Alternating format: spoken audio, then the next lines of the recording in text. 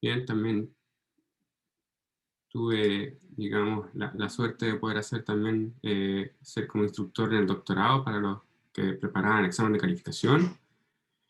Y después de eso, bueno, en 2018, ¿y por qué me cambié a la industria también? Es porque aún no terminaba el doctorado y se me acabó la beca con ICI, así que tuve que ir a trabajar. Bien, por eso también me demoré un poco más de sacar el doctorado. Pero ahí me metí al mundo ya industrial, fui a una consultora que se llama Metric Arts. Bien, ahí después de un ratito pasé a ser líder técnico del área, y después Metric Arts fue comprada por EY, que es una consultora enorme mundial, ¿cierto? Y ahí pasé a ser consultor senior hasta septiembre del año pasado. Ahí me cambié al Banco BCI, pero duré muy poco porque me cambié en septiembre y en noviembre me llamaron de Coca-Cola porque cuando yo estuve en Metric Arts trabajé mucho tiempo asociado a un proyecto en Coca-Cola. Entonces, cuando ya me fui, me vinieron a buscar y me reclutaron. Así que en febrero me cambié a Coca-Cola y desde ahí que estoy. En el fondo es como que llevara más de 2 años en Coca-Cola porque todo lo que está hecho lo hicieron con mi compañero de consultor que también lo contrató. Eso. No todo es trabajo. También tengo algunos hobbies, ¿cierto? Me encanta la música. Yo quería ser músico, de hecho, cuando salí del colegio. Mi papá me obligó a estudiar en la universidad, así que por eso estudié matemática. Resultó que no era tan malo, así que fue relativamente bien. Pero siempre he amado la música, toco batería y bajo, y actualmente estoy también metiéndome en temas de producción musical. Tengo una banda donde estamos grabando temas y estoy haciendo la producción, así que igual es entretenido. Y en deporte, me encanta el deporte. Yo actualmente estoy, bueno, con la cuarentena, muy poco, pero me encanta el tenis, el pádel, también natación, correr, pesa, o sea, todo. Antes le hacía todo, pero ya no. ¿Bien? Eso, ese soy yo. Eh, y ahora vamos en el fondo, a la parte ya que es lo que nos convoca, que es una introducción a Python. ¿Bien? Lo que uno tiene que tener claro, y por ejemplo, una de las grandes diferencias, aquí ya uno marca una diferencia de entrada, es que Python es un lenguaje multipropósito. Bien, o sea, eso significa que puede ser usado para cualquier cosa. Bien, o sea, no para cualquier cosa, para muchas cosas. Bien, o sea, puede usted hacer una app en Python, pueden hacer un software en Python, así como pueden también hacer Machine Learning y estadística. Bien, versus que, por ejemplo, R está diseñado solo para estadística. Bien. Y está diseñado de modo que la lectura del código sea fácil, ¿bien? O sea, tienen en general sintaxis mucho más limpia, ¿ya? El creador de esto fue Guido van Rossum, no sé si eso se pronuncia así, ¿bien? Y digamos, es licencia de código abierto, eh, y es uno de los lenguajes que es muy popular en general, y ahora con el tema del data science, más popular aún, ¿bien? Y ha entrado a competir muy fuerte, de hecho, con él, ¿ya? Tiene hartas ventajas de que como es un lenguaje multipropósito, como en tema de data science y también de los data engineers, hay mucha gente, digamos, que viene de ingeniería informática, por ejemplo.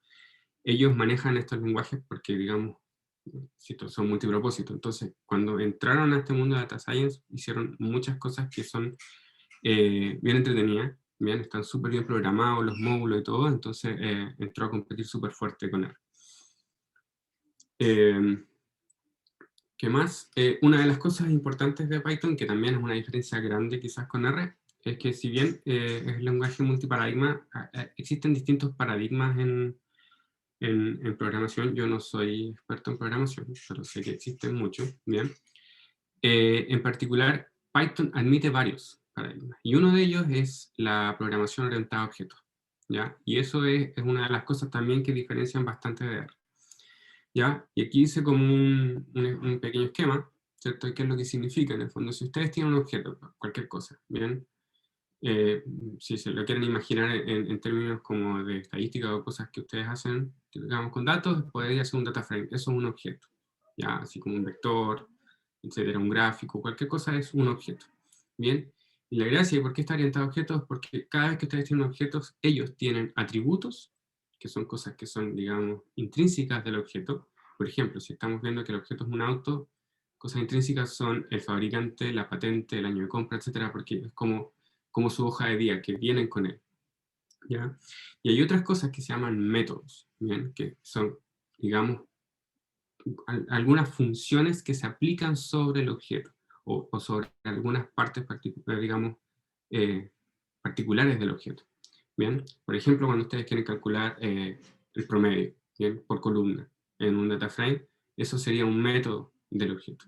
Bien, entonces, esas son las diferencias y ya vamos a ver cómo eso se pasa, digamos, al código, bien, porque aquí uno no entiende quizás mucho la diferencia, pero cuando uno va al código, muchas veces esto es bien útil, bien, al menos a mí me gusta bastante, porque en R, por ejemplo, cuando uno quiere hacer una modificación en un data frame, por ejemplo, sacar promedio por columna o cualquier cosa de ese estilo, o por ejemplo, eliminar los NA, uno tiene que sobreescribir el data frame, ¿bien? O sea, por el nombre del data frame, la flechita o el igual, ¿cierto? Eliminan esto, entonces está sobreescribiendo el data frame, y hace todo el rato eso.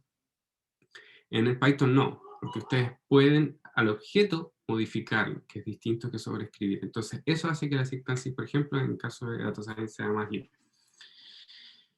Y bueno, eso era como la cháchara inicial, por decirlo así. Bien, y ahora ya vamos a ir al código, que es lo más entretenido. Bien, aquí voy a parar de compartir esto para que podamos poder compartirles el notebook. Denme un segundo, que se me perdió. Ahí está. Bien. Entonces, un segundo para moverlos a otro lado. Ahí está. Bien, esto es un notebook. Yo les voy a compartir ahora por el chat. Esto para que ustedes lo tengan. Bien, entonces, cualquiera que tenga el enlace lo va a poder copiar, que se los voy a pasar ahora por el chat.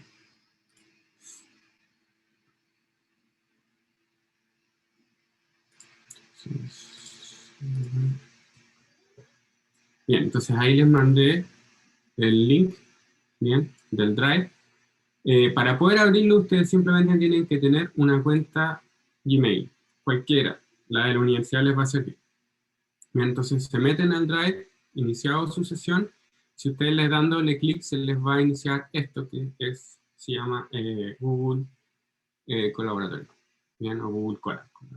Bien, y eso le abre Python y aquí entonces vamos a poder nosotros ir ejecutando el código en vivo y en directo. ¿Ya? Bastián, disculpa. Sí, me pidieron solicitar acceso. Eso Sí, mismo. a mí también me pidió solicitar acceso. Sí, déjame ver cómo se hace público esto.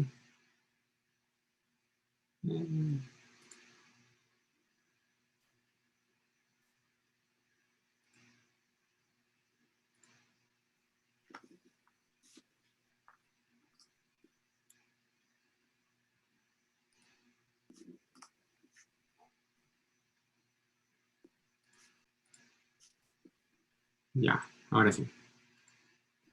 Le voy a mandar un nuevo link, no sé si, vean si con este le funciona, porque ahora lo cambié a que cualquier persona que tenga el link pueda entrar.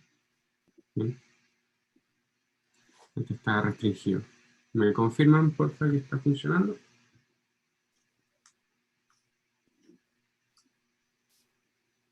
Sí, funciona. Ya, perfecto. Entonces ustedes le hacen doble clic y se les va a ir a esto. Bien, que es un ambiente bien conocido en Python, sobre todo. En R también se puede utilizar. Acá ustedes pueden tener el R y también se puede utilizar. Pero la gracia de esto se llaman Jupyter Notebook, es que pueden tener celdas de código y tener celdas de Markdown, que nos permite escribir fórmulas, insertar imágenes, por ejemplo, o estos comentarios que uno va haciendo. ¿Ya? Bien. No, a mí me lo abre mal. ¿Cómo? Me lo abre mal el archivo. No sé cómo hacer el doble clic, entonces dice copiar y pegar en el Chrome, pero me muestra el código. Arriba debiese salir abrir en Colab o algo así. Sí. Aquí, si tú le das clic derecho, dice abrir con, ahí dice Google Colaboratorio. Ahí lo tienes que poner. Ya. Porque Gracias. si se te abre con un editor de texto, ves un código raro. Claro. Bien. Ya, entonces, la primera parte, vamos a tratar de ir más rápido porque lo más interesante es la parte de manipulación de datos. Y como digamos, no sé, digamos, su base en programación, ya sea en R o en otros lenguajes, entonces partimos desde lo más básico, ¿bien? Y vamos a ir tratando de ir rapidito para llegar a la parte de manipulación de datos, que quizás es lo que es más entretenido. Bien.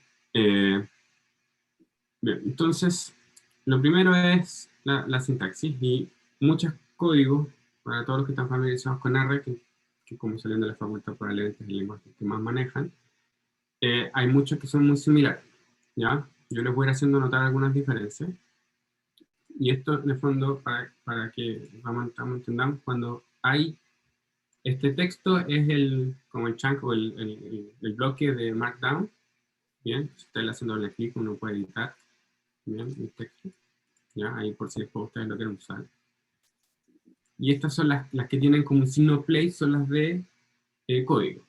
Para ejecutar las de código, ustedes pueden apretar el play o pueden apretar Control Enter o en Mac Command Enter. ¿Bien? Si hacen eso, se va a empezar a mover el circulito de la derecha. Va a demorar un poco porque al principio conecta al kernel. ¿Bien? La primera ejecución conecta al kernel de Python. Aquí marca un error porque yo lo hice en mi computadora y después lo subí al Colab, entonces me dice que hay un tema que cambia el kernel al que usa Google, ¿no? Pero eso no es ningún problema. Y ahí cuando ya se sale, digamos, como circulito pensando, arroja la salida aquí. ¿Bien? Y aquí, se fijan, lo único que hizo un print, o sea, mostró en pantalla lo que decía acá, entre comillas, un string.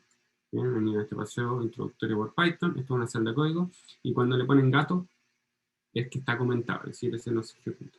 ¿Ya? Después, otra cosa que uno típicamente tiene que saber, por ejemplo, en R, uno tiene la asignación de variables. Estas son las formas de asignar, por ejemplo, un vector, ¿cierto? En Python, o sea, en R, ¿cierto? Con esta flechita típicamente hay gente que usa el igual, pero como que el estándar es usar más la flechita. Bien, con el C y el paréntesis. ¿Ya? Acá tenemos asignaciones de variables en Python, que son exactamente iguales, pero solo con el igual, no podemos poner la flecha, aquí la flecha no existe. Bien, y cuando uno quiere almacenar un valor, pone el nombre igual, a la izquierda el nombre obviamente, y el valor, ¿cierto? En este caso 5 o la tienda Jones. Bien. Después uno también puede almacenar una lista, que es el análogo a ese C, paréntesis, y estos números de acá, de hecho puse los mismos para justamente recalcar que es exactamente la misma idea, pero acá se pone con corchetes cuadrados, ¿ya? Y eso lo que están ustedes es dando una lista de valores, ¿ya? Entonces, ustedes pueden imprimir cada una de estas cosas, si le dan Enter, imprimen cada cosa, ¿cierto? El día del mes, ¿cierto?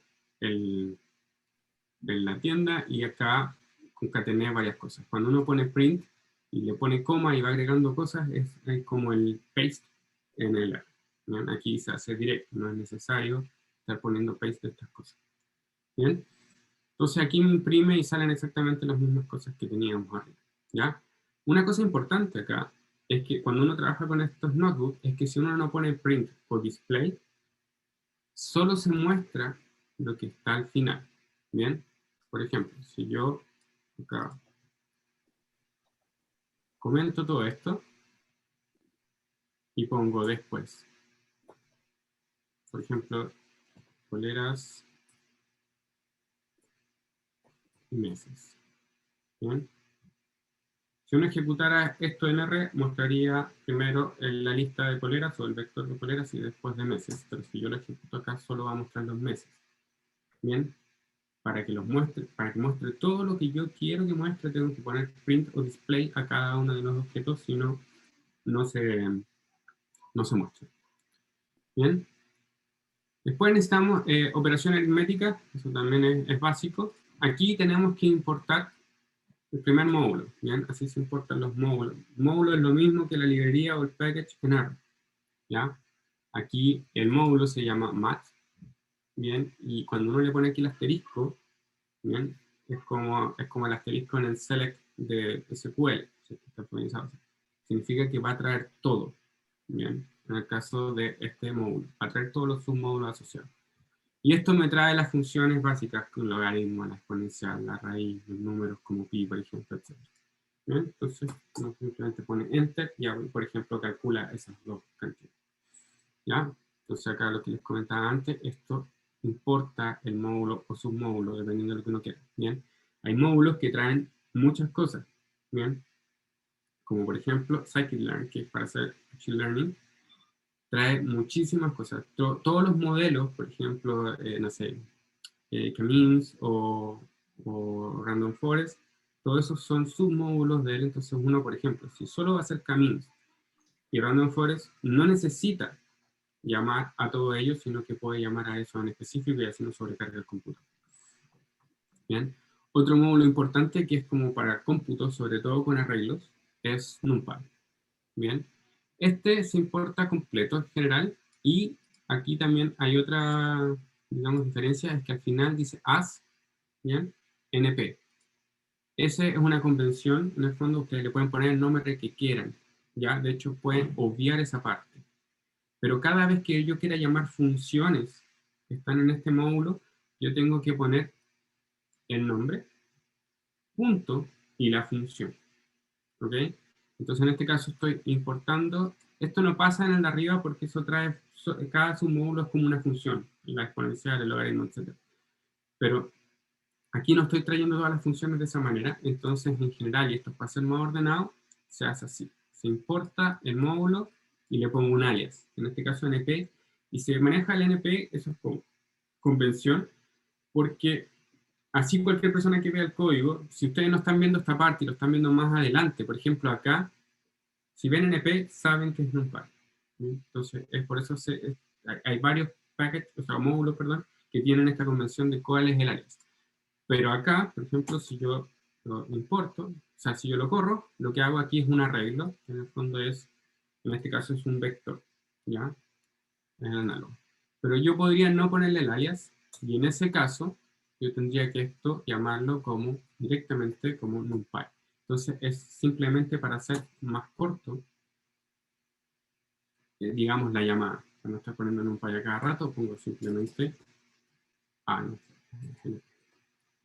Bien, entonces, de hecho, por ejemplo, si ustedes lo hacen en una celda aparte, ven aquí, por ejemplo, para crear una celda de código, yo pongo esta, y por ejemplo, si ustedes ponen import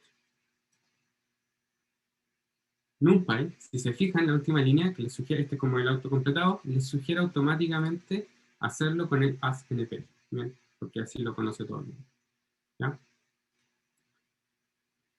Bien, entonces, aquí hay una diferencia. El arrange lo que hace es dar un arreglo, es como el sec de R, ¿cierto? Da una secuencia simplemente de los 5 primeros índices, en este caso, de Python. Y aquí va la primera diferencia con R. Python parte desde el 0. Entonces, si yo le estoy diciendo que me entregue los 5 primeros índices o números que utiliza Python, los índices en el fondo del orden que él utiliza, me va a entregar del 0 al 4. ¿Sí? Si yo lo hubiese entregado, si lo hubiese dicho eso a R, me hubiese entregado del 1 al 5. ¿Sí? Entonces esa es la primera gran diferencia y que al principio complica bastante. ¿No? Por eso, la recalco bastante. ¿Ya? Y cuando uno tiene un arreglo, ¿cómo puede acceder? Exactamente como accedía en R, con el corchete cuadrado, ¿bien? Y pone los números. ¿Bien? Cuando uno quiere entregar un rango de números, lo pone los números separados con 2 puntos. Y aquí también hay otra diferencia.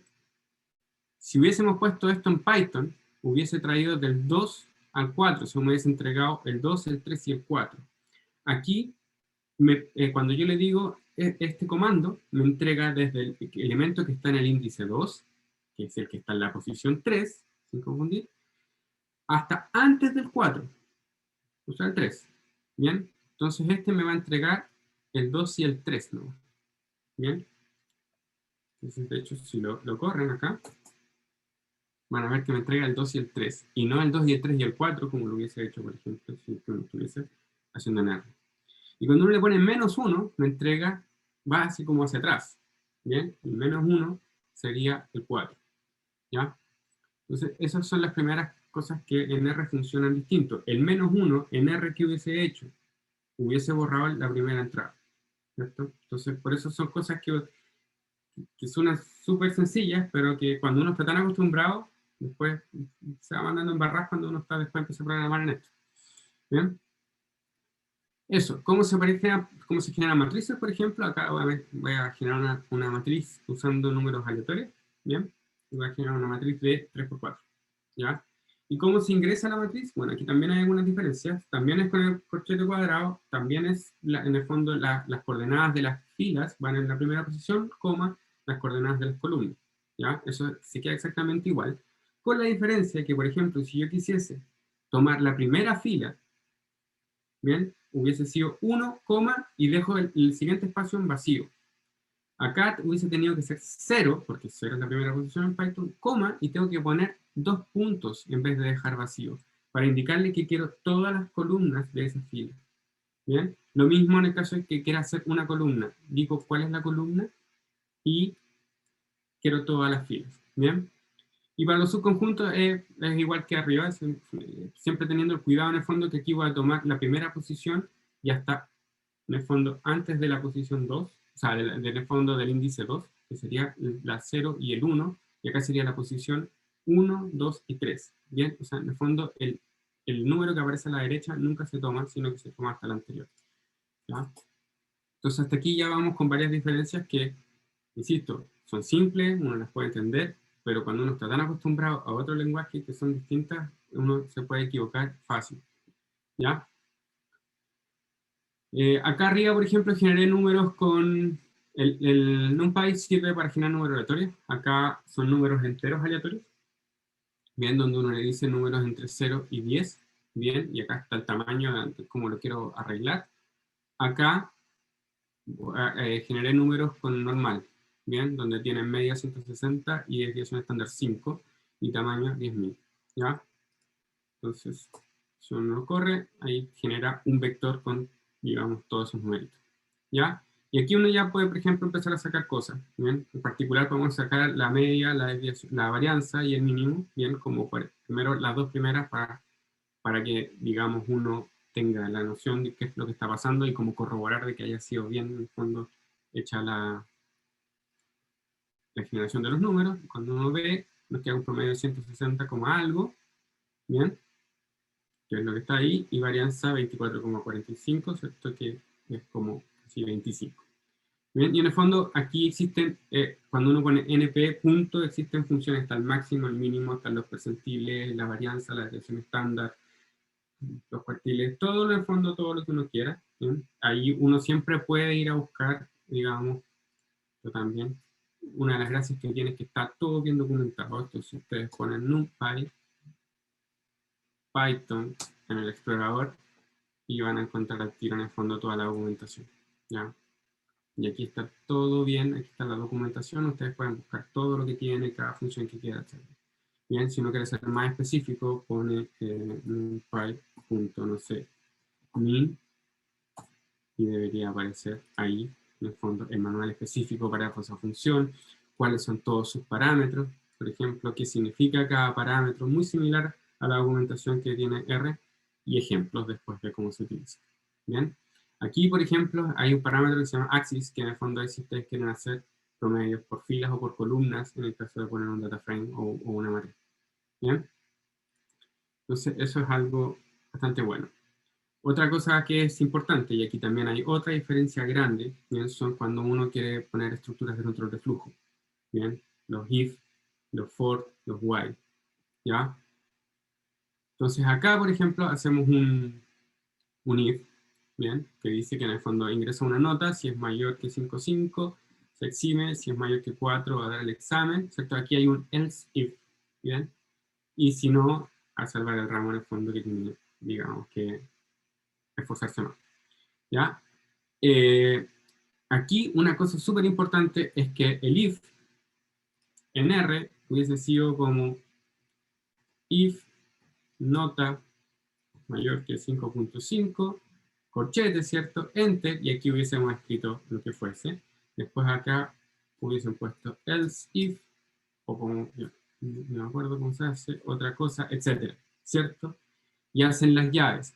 Si es digamos, las condiciones que va a cumplir en cada if, si son de una línea, uno lo puede poner, digamos, solo con un enter, pero si no, siempre tiene que encerrarlo entre llaves. Acá, para que Python entienda qué es lo que debe hacer si es que entra a esta condición, es primero, finalizan dos puntos, y después va identado.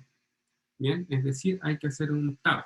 Obviamente Python lo hace de manera por defecto, lo entiende. Entonces yo pongo if, nota, mayor que 5.5, dos puntos, y hago enter, automáticamente identa, porque sabe que lo que aquí voy a empezar a escribir mis condiciones. Entonces, condición 1, condición 2, etcétera. Y cuando ya terminé, entonces quiero salir como del if, yo borro la indentación y sigo.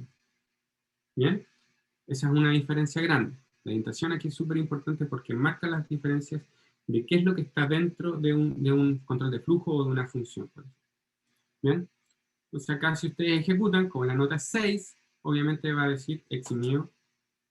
¿Bien? Lo mismo aplica para el for. ¿Ya? El for, si se fijan, for, ¿dónde va a hacer qué es lo que va a recorrer? Esa es la variable. ¿Y dónde va a recorrer? Dos puntos, indentación para que entienda qué es lo que tiene que hacer en cada una de las iteraciones. ¿Bien? Entonces, si lo apretan acá va a empezar a desplegar varias notas. Y ahí están. Y por esto, insisto, la importancia, si se fijan, acá está un for, entonces lo que está dentro del for está identado. Si se fijan, todo lo que sigue está en la misma línea. Pero después aquí hay un if, entonces lo que está dentro de ese if tiene que ser identado sobre la indentación, es decir, aquí hay dos tabs, para que sepa que esto está dentro de este if y no es parte de la ejecución del for, ¿bien? Como si sola, ¿ya? Entonces cada vez, si ustedes adentro de ese if ponen otro for, de nuevo tienen que identar y así sucesivamente, y el código se empieza a ir para el lado. Esto es otra de las particulares y hace que sea el código muy claro de leer, que en el fondo la indentación a uno le va dando una estructura de qué es lo que está dentro de ahí, qué es lo que se ejecuta, ¿ya? Entonces aquí lo que va a hacer es lo mismo arriba, pero para cada una de las notas que se generaron antes. Entonces si aquí uno le pone enter, digamos, pone lo que tiene que poner acorde a eso. Bien, y al igual que en R, uno puede hacer un for no solo sobre el número, ¿cierto? En el R ustedes saben que pueden poner un vector con, por ejemplo, con caracteres, ¿cierto? Con nombres de personas, por ejemplo, e ir recorriendo cada uno de los elementos de ese vector, ¿ya? Python también hace eso. Por ejemplo, acá yo puse digamos, una lista, que acá no se llaman vectores, se llaman listas, ¿cierto? Con estos 4 elementos, que son string, y yo puedo ir recorriendo eso, donde recorre cada uno, ¿cierto? Va a ir, en el fondo, a hacer un print de cada una de esas palabras, ¿ya? Entonces también puedo hacer eso. Además, hay, digamos, objetos que dentro de sus atributos tienen modalidades que son, digamos, no me acuerdo el nombre específico, pero tienen un nombre cuando tú los puedes poner acá, en el fondo de que se pueden recorrer dentro de un ciclo for. ¿Bien? Y como les decía, las funciones también. ¿Bien? Def define una función. ¿Bien? Nombre de la función, los parámetros de la función, dos puntos, indentación nuevamente. Todas las indentaciones Python, de cualquier, digamos, IDE que ustedes usen para Python, lo hace más o menos de forma por defecto, porque lo entiende. Entonces acá yo defino la función que multiplica por 10, la cual entrega un valor, y lo que hace es que ese valor lo multiplica por 10 y después lo devuelve. Y si se fijan, acá ya esta última línea, que es la función aplicada sobre un número, no está identada. Por lo tanto, sabe que eso ya no va dentro de la función y de hecho lo que va a hacer es ejecutar la función de arriba. Así que esto me debería devolver un 30, obviamente. ¿Bien? Eso. Y acá de nuevo, si ustedes quieren ver todos los valores, porque acá puedo poner nuevamente, multiplica por 10, 5, me va a mostrar 50, y no 30 y 50. Entonces, si yo quiero mostrar los dos, o lo hago con print, o lo hago para mostrarles, en el fondo, el otro al tiro, con display. ¿Bien? Entonces, si yo le pongo un display a cada uno, lo que sí hace es mostrar cada uno. ¿Bien? Entonces, cada vez que yo quiera mostrar, yo tengo que hacer eso. Bien, esas son como las cosas básicas. En el fondo es como definir variables. Bien. Cómo ver los controles de flujo, ¿cierto? Hay algunos módulos que son súper importantes para temas de cálculo, lo que es un arreglo, una matriz, definición de funciones. ¿ya? Eso es como mega básico, súper rápido, obviamente, ¿ya? Pero eso nos va a servir para lo que viene. Entonces, lo que viene ahora es una breve introducción y pincelada de lo que es Pandas, ¿ya? Pandas es uno de los módulos más famosos porque es el que sirve para manipulación de datos, ¿ya? Y aquí también vamos a ver varias diferencias, y aquí vamos a notar más lo que es la programación orientada a objetos, ¿bien? Que es otra de las diferencias grandes con R. ¿Ya? Entonces acá, bueno, creación e importación de data frames, índices, que es algo muy entretenido de Python, ¿bien? Que se puede utilizar, digamos, si uno lo sabe utilizar, pueden tener harta ventaja. Te puedo explicar qué es lo que es, cómo se seleccionan variables, ¿cierto? Vistas en data frame, principales métodos, ¿bien? Y algunas funciones de agregación y merge, ¿bien? Entonces, obviamente el data frame es como una unidad base, ¿bien? Ya sea en estadística, en data science, digamos, en todo lo que tenga que ver con datos es nuestra unidad base con lo que trabajamos. Entonces, por eso este es uno de los más importantes. Este primer código, no lo pesquen, ¿bien? Va a arrojar puro garabato, ¿bien? Pero no se preocupen.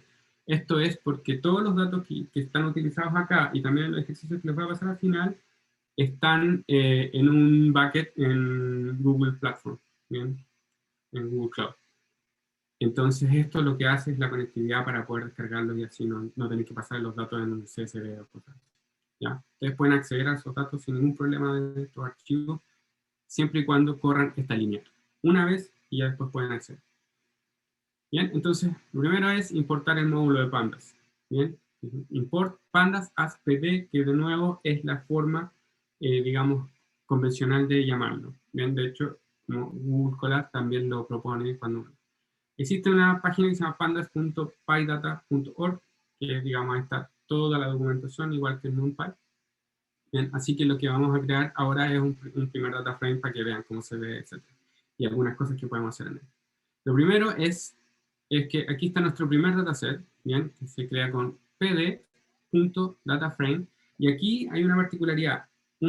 Hay un objeto antes del dataframe que se llama diccionario.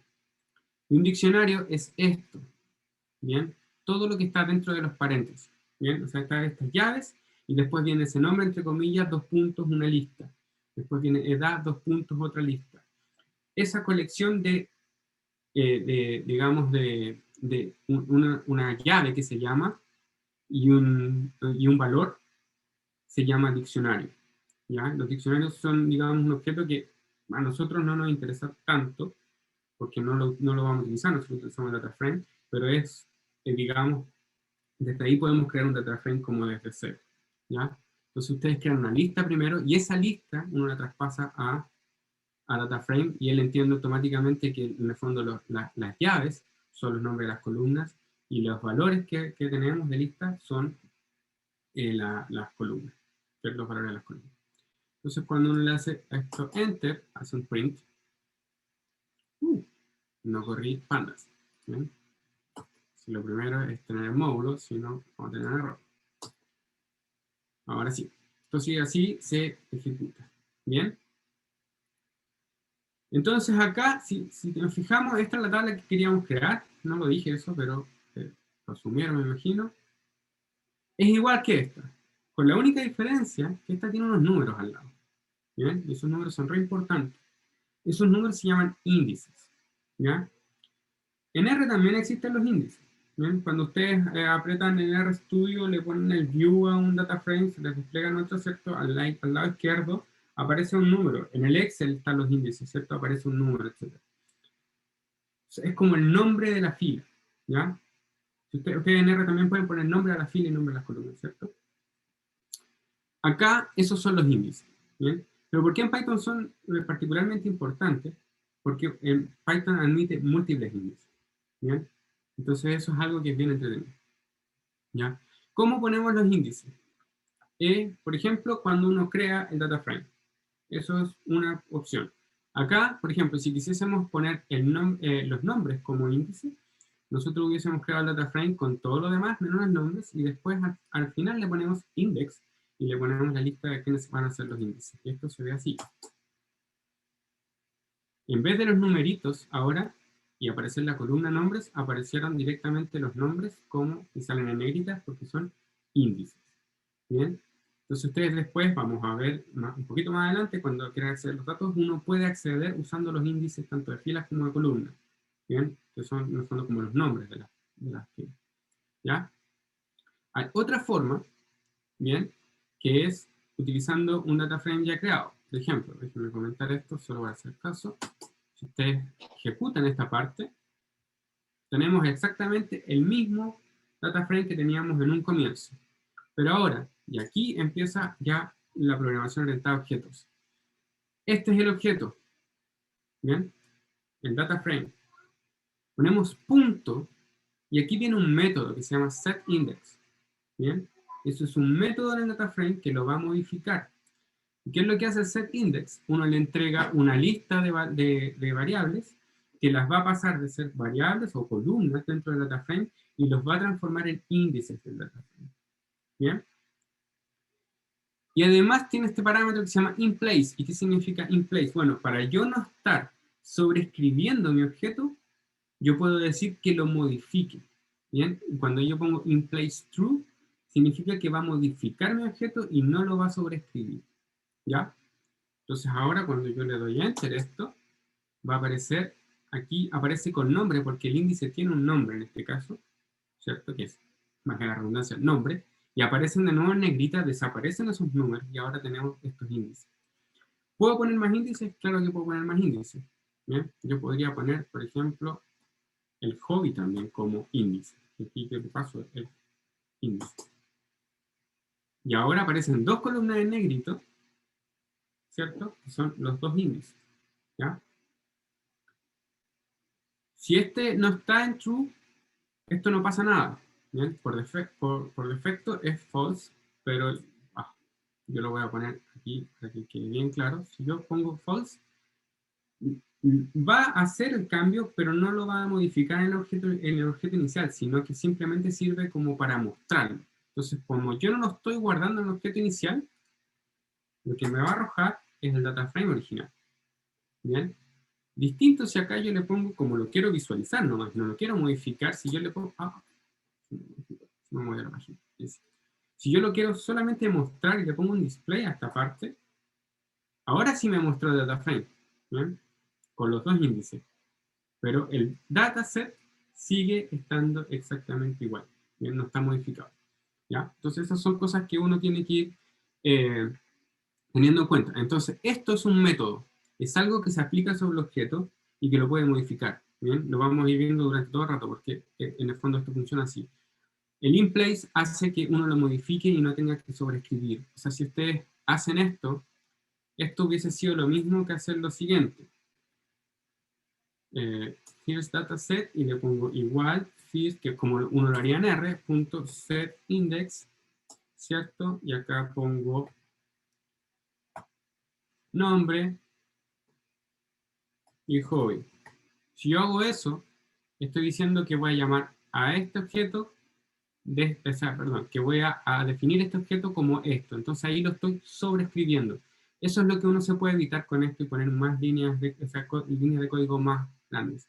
¿Ya? Entonces si yo lo comento para que nos salga, lo corro, debería aparecer con dos índices. ¿Bien? Eso. Obviamente, bueno, acá tenía con dos índices. Otra cosa que también es importante es que el true y el false en R es con todo con mayúscula. El true y el false en Python es con la primera letra mayúscula. ¿Ya? Aquí. ¿No? Si yo pongo, si fijan, en estos casos se ponen azul, en el fondo, cuando reconoce el lenguaje tiene estas cosas de los colores para hacerlo más fácil. Si yo pongo así nomás, no lo toma en cuenta y me va a marcar un error, que no reconoce esa variable, no está definida. ¿Bien? Entonces, esa es otra consideración que hay que tener cuando uno se está cambiando. ¿Ya? Ahí tenemos dos. Por ejemplo, uno le puede cambiar el índice del 1 para no equivocarse. ¿Ya? Por ejemplo. ¿Por qué los índices son importantes y por qué son bien choros? Porque, por ejemplo, cuando uno tiene una base de datos y está trabajando con datos reales, muchas veces hay datos que no lo sirven. Imagínense que están modelando algo, ¿ya? Que calcular probabilidad de fuga, cualquier cosa. Lo están modelando. Muchas veces hay valores que a uno les gustaría siempre tener a mano, pero que no son parte de las variables. Por ejemplo, un ID de cliente, el root o el nombre de la persona, el nombre completo. Por ejemplo, típicamente que uno nos meta al modelo. ¿Y qué es lo que uno hace para generar los datos? ¿Cierto? Borra esas columnas. Bueno, aquí no hay para qué borrarlas. Las meto todas como índices y puedo seguir trabajando con todos los datos que da el modelo y así nunca pierdo en el fondo el indicador. ¿Bien? Porque después cuando uno transforma todas estas cosas y después pega las etiquetas, las selecciones, lo que sea, de repente esas cosas se pueden mover, hay que tener algún tipo de cuidado para en el fondo que se peguen exactamente en el mismo orden. ¿Ya? Aquí uno podría perder ese cuidado, dado que seguiríamos teniendo los indicadores como ocultos en el fondo en estos índices. Por eso son importantes. Bien, también uno en general no crea data frames, ¿bien? Lo exporta, ¿bien? Python, al igual que R, se puede conectar a bases de datos, ¿bien? Pero muchas veces uno trabaja también con archivos de texto, ¿ya? Archivos de texto plano como el CSV, ¿ya? Entonces tiene, Pandas tiene esta función que se llama read CSV para atraer. En este caso acá yo le estoy poniendo el vínculo, ¿cierto? Que está en Google Cloud, ¿bien? Pero aquí ustedes le pueden poner la dirección de, digamos, que tengan en su computador, en la que estén trabajando. El delimitador, obviamente, uno lo escoge. ¿Ya? Y acá otro método importante es head, que es lo que hace mostrar los primeros 5 elementos del data frame. Entonces, cuando ustedes corren esto, ¿qué hay? Muestra los primeros 5, del 0 al 4, no olvidar. Si yo quiero más, si necesito ver algunos más, le pongo aquí el número. ¿Bien? Y me va a mostrar los primeros 10, del 0 al 9. Y así sucesivamente. ¿Bien? Entonces, de datos no me acuerdo que son de unos monos de anime. ¿Bien? Tail hace lo mismo, pero muestra el final. ¿Bien? Entonces son 10.731. ¿Ya? Recuerden, porque esto siempre está contado desde el 0, si esto suman de 1. Hay otro método que es toCSV, eso guarda el archivo. ¿Bien? Esto no hace nada, pero si ustedes se van aquí a esta carpetita, muestra lo que tenemos, digamos, en nuestro entorno. Y si el internet me acompaña, ahí está. Ahí se guardó el anime CSV. ¿Bien? Que si ustedes no le dan enter antes, esto no va a aparecer. ¿Ya? Entonces si ustedes pueden guardar el CSV. Y aquí hay otra diferencia. He hablado de métodos. ¿Bien? Métodos es tail porque hace algo con el data frame, toma un subconjunto de data frame. ¿Bien? O, ¿qué otro método vimos? El de los índices, que modifica el data frame. ¿Bien? Entonces hace algo con él. No es algo intrínseco. Pero algo intrínseco del data frame sí es, por ejemplo, el tamaño. ¿Bien? El fondo de cuánto por cuánto es. Y aquí, y así se diferencian. Que también es punto algo, en este caso es shape, pero si se fijan, como una función, como no hace algo, no tiene el paréntesis final. Entonces estoy llamando un atributo, ¿bien? Del objeto. Y esas son las dos cosas que le mencioné en el diagrama de la presentación. Está el objeto, que en este caso es este data frame, que se llama first import, y tiene métodos como el toCSV, o el tail, o el head, y tiene estos atributos que son el shape y el dtypes, por ejemplo. Bien, aquí lo que me entrega es el tamaño, 10.731, 7. Bien, dtypes me entrega qué tipo de variables cada una de las columnas que tiene el data frame. En este caso, anime ID es un entero de 64 bits. Name es un objeto. Cuando dice object, es lo mismo que un carácter, ¿bien? Un string. Episodios, entero 64 bits. Y rating es un float, o sea, un número real. ¿Bien? Y tenemos otro método que es info, que es similar al de types, pero como es método, hace algo adicional, que es, me muestra cuántas entradas tiene, me muestra cada una de las variables, también me muestra su tipo, ¿bien? Me dice de cuántas de cada tipo hay, y además me muestra qué cantidad de valores no nulos tiene cada una de las variables. Entonces ya está haciendo algo más que un simple, digamos, atributo. ¿Bien? Por eso, digamos, son dos cosas distintas. Una es un método y el otro es un atributo. ¿Bien?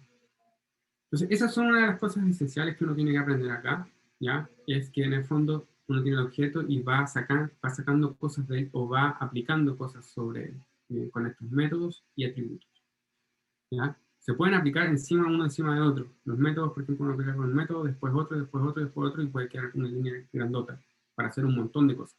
¿Bien? Vamos a hacer algunas aquí. ¿Bien?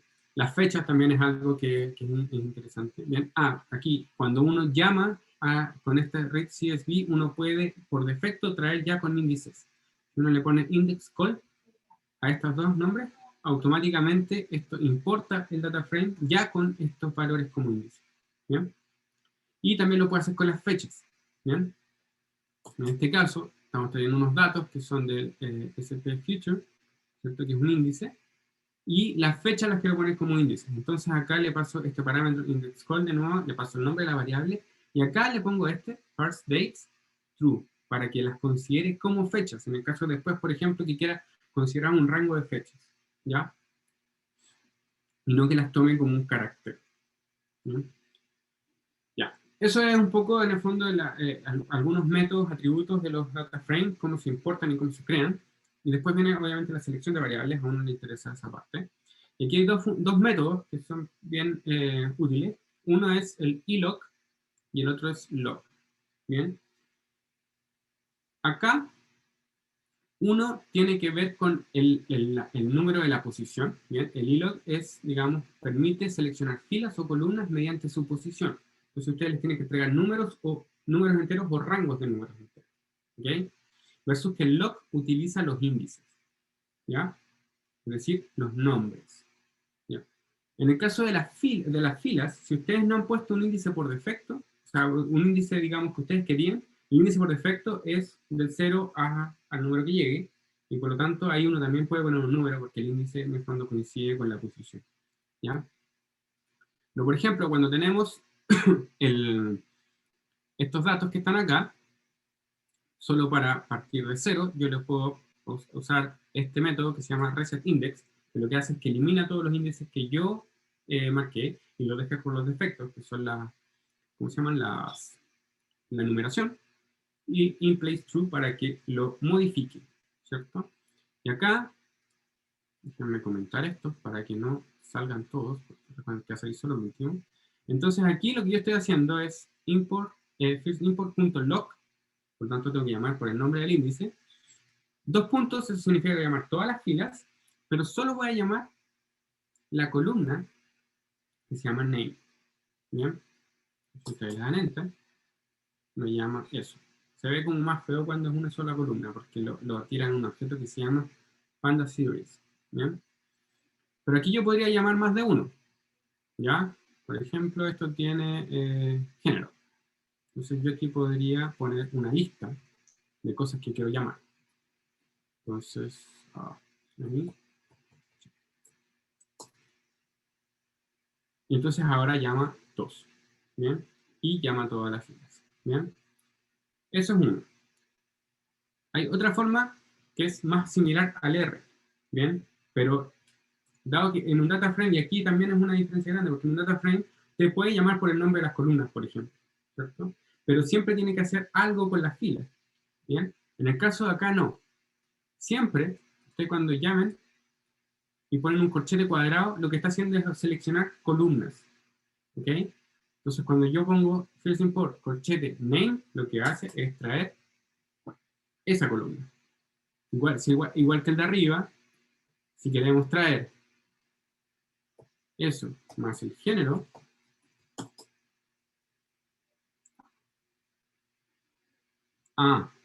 ok. Sí, déjenme un segundo. Ahí sí. ¿Bien? El error que marcó es porque yo ya había reseteado el índice y le estaba pidiendo que lo reseteara de nuevo, pero ya no se podía resetear. Entonces me estaba alegando de que yo estoy pidiendo algo que no se puede hacer. ¿Bien? Entonces aquí llamo a las dos variables. ¿Bien? Esta es una diferencia grande con R. ¿Bien? Porque en R yo hubiese tenido que hacer la lista y aquí hubiese tenido que poner coma, por ejemplo. ¿Cierto? Para poder llamar a todas las filas. Aquí no. Y si quiero llamar a algunas filas, después puedo poner otro paréntesis acá y llamar, por ejemplo, el 9 al 10. ¿Bien? Y ahí llamé de la 1 hasta la que está antes de la 10. O sea, la 9. ¿Mm? Entonces esas son cosas que van cambiando de edad. Y otra cosa es que los nombres, las columnas son atributos del objeto. Entonces yo la puedo llamar con un atributo. ¿Bien? O sea, firstimport punto, en este caso name, que es el nombre de la columna. ¿Bien? y me va a arrojar sobre la columna. O aquí podría poner la otra que estamos viendo, ¿cierto? Que es ahí. Y me va a traer el género, ¿ya? Aquí no puedo llamar de 2 porque obviamente 2 columnas no es el atributo, es cada una separada, ¿ya? Ya, y acá está exactamente lo mismo que hice antes, ¿bien? Este es llamar 2 columnas, eso ya lo hicimos. Acá también tenemos que puedo poner, por ejemplo, llamarlas todas menos la que se llama name, ¿ok? Eso también es algo, y esto es exactamente igual que en R, ¿cierto? La exclamación igual significa que es distinto, entonces llamo a todas menos a la que se llama, estas level son todos los índices que se crearon, digamos, cuando estaba jugando arriba, ¿ok? Así que no los pesquen. De hecho voy a cargar los datos de nuevo para que no aparezca eso y no nos moleste.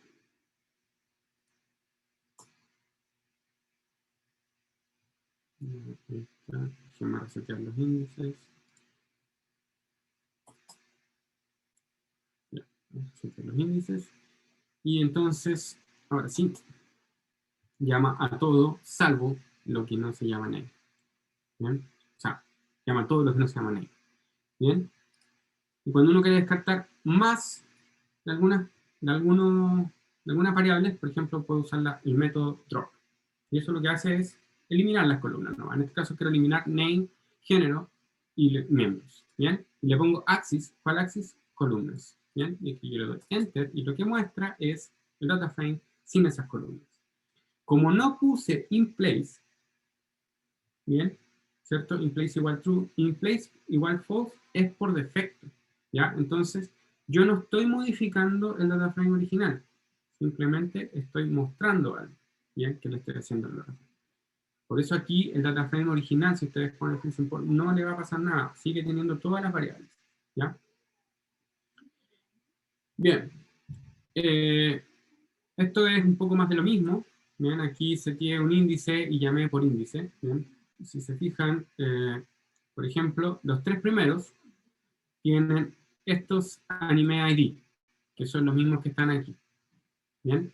Entonces, cuando yo pongo que quiero que tenga anime ID como índice, y aquí le puse in place true, yo puedo llamar a las filas usando los índices. Entonces, cuando yo estoy poniendo estos 3 números, no significa que estoy trayendo la posición 32.281, la 5.114, etc., sino que estoy trayendo las que tienen S como índice, que son las 3 primeras. ¿Bien? Y ahí está. ¿Bien?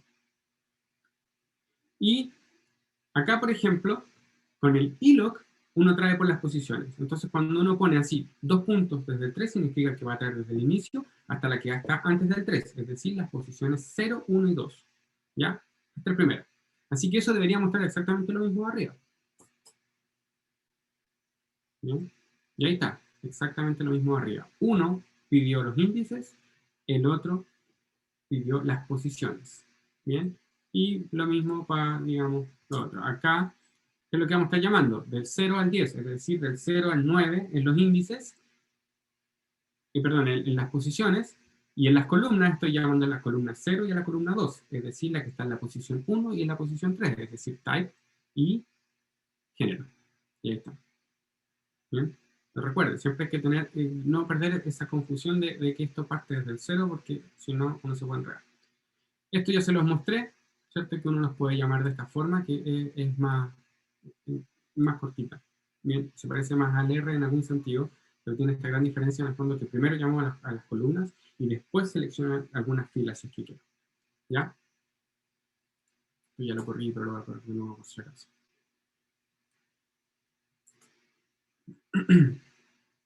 Bien. Y acá, si por ejemplo uno quiere hacer algo como con condiciones, ¿bien? No sé, algún criterio. Voy a traer aquellas filas, perdón, que tengan episodios, que tengan una cantidad de episodios menor o igual que 15. ¿Bien? Entonces cuando uno imprime esto, tira puros true o false. ¿Bien? Esto es igual que en R, ¿cierto? Esto es una, digamos, esto me dice si es verdad o mentira, ¿no? Y después lo tira. Y cuando uno tiene el vector de true o false, puede utilizarlo para filtrar, y aquí sí filtra por las filas, ¿bien? Cuando uno lo pone de esta manera, ¿ya? No, por defecto, ¿no? Cuando primero obviamente puedo traer algunas columnas, Pero si no pongo nada, bien, si aquí hubiese puesto, en vez de criterio, pongo el nombre de una columna, trae una columna.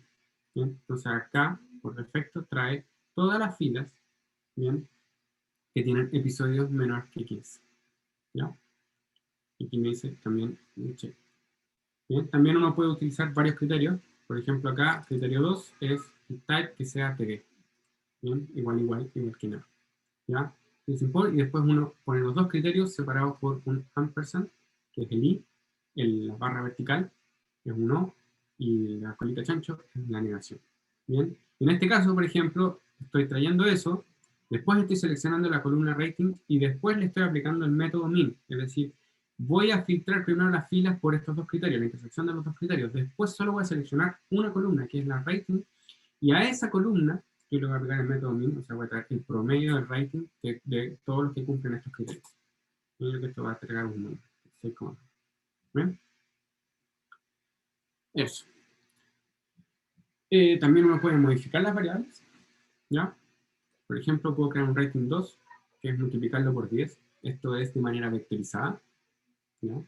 Es decir, que va a agarrar el vector y va a multiplicar por un vector de puros 10 y multiplica coordenada a coordenada, ¿cierto? Entonces, cuando yo pongo head, van a ver que tiene ahora un rating y rating 2, que es lo mismo, pero multiplicado por 10. Y eso también se puede hacer de manera con un apply, por ejemplo, ¿ya? Que también es un método dentro de la función. ¿Ya? Entonces aquí, por ejemplo, creo una función, que es multiplicar por 10, ya la habíamos hecho, pero lo puse a hacer de nuevo, ¿cierto? Tenemos el valor por 10, entrega, y ahora pongo first import, ahora creo la nueva variable, que es rating 3, y va a ser rating import, o sea, first import, selecciono rating, y sobre eso aplico el método apply, y el apply, ¿qué es lo que va a hacer? Sobre esta columna va a aplicar el multiplicar por 10. Entonces, cuando ustedes hacen esto, entrega exactamente lo mismo que rating 2. Entonces aquí con el apply puedo utilizar lo mismo. Muchas veces el apply bueno, es más jodido de llevar a cabo, no con este tipo de, digamos, de operaciones, pero cuando uno tiene algo un poquito más complejo es más difícil de llevar a cabo, pero es más ordenado, ¿bien? Y es más reproducible también. Acá, por ejemplo, otra cosa, cuando uno pone un más entre cosas que son caracteres, es concatenación. ¿Ya? Es decir, los pega automáticamente como un carácter, es como el paste en R. ¿Ya? Entonces acá, por ejemplo, tengo varias funciones. Bien, aquí cargo de nuevo los datos porque como le he hecho modificaciones para que se borren y queden de cero, tengo varias funciones. Bien, esta no la pesquen. Bien, esta no la vamos a usar. No. Bien, y acá, por ejemplo, es para solo para mostrarles que, primero, multiplica por n es una función más general que multiplica por 10. Entonces tiene un nuevo parámetro, que es n, que es por cuánto voy a multiplicar. Entonces, cuando quiero hacer el apply, yo tengo que entregar ese otro parámetro. ¿Bien? Entonces pongo de nuevo rating.apply, la función, y entrego el parámetro que no es lo que va a tomar acá. ¿Bien? Acá va a tomar el parámetro value, pero no el n. Entonces el n yo se lo tengo que definir que es 100. Y por otro lado, tengo esta que aplica, pone dos apply concatenados, que es lo que yo le decía, pueden poner un método, después otro método y después otro método, ¿bien? Porque los resultantes muchas veces es otro data frame que sigue teniendo exactamente los mismos métodos. ¿Ya? Entonces tenemos first import, apply, multiplica por 10, y después otro apply que le saca el porcentaje, que en el fondo que lo que hace es que toma el valor, le pega un porcentaje y lo deja como un carácter. Entonces cuando corren esto, lo que entrega es, acá están multiplicados por 100, y después acá están hechos porcentaje. ¿Bien? Bien, eso. Otra cosa interesante acá es la eliminación de duplicados, ¿cierto? Acá, déjenme.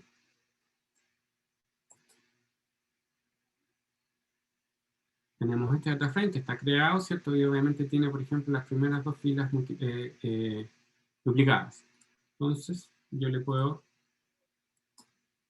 quitar los duplicados. Entonces, df.duplicated lo que hace es decirme un verdadero y falso de cuáles están duplicadas con cuáles. ¿Bien?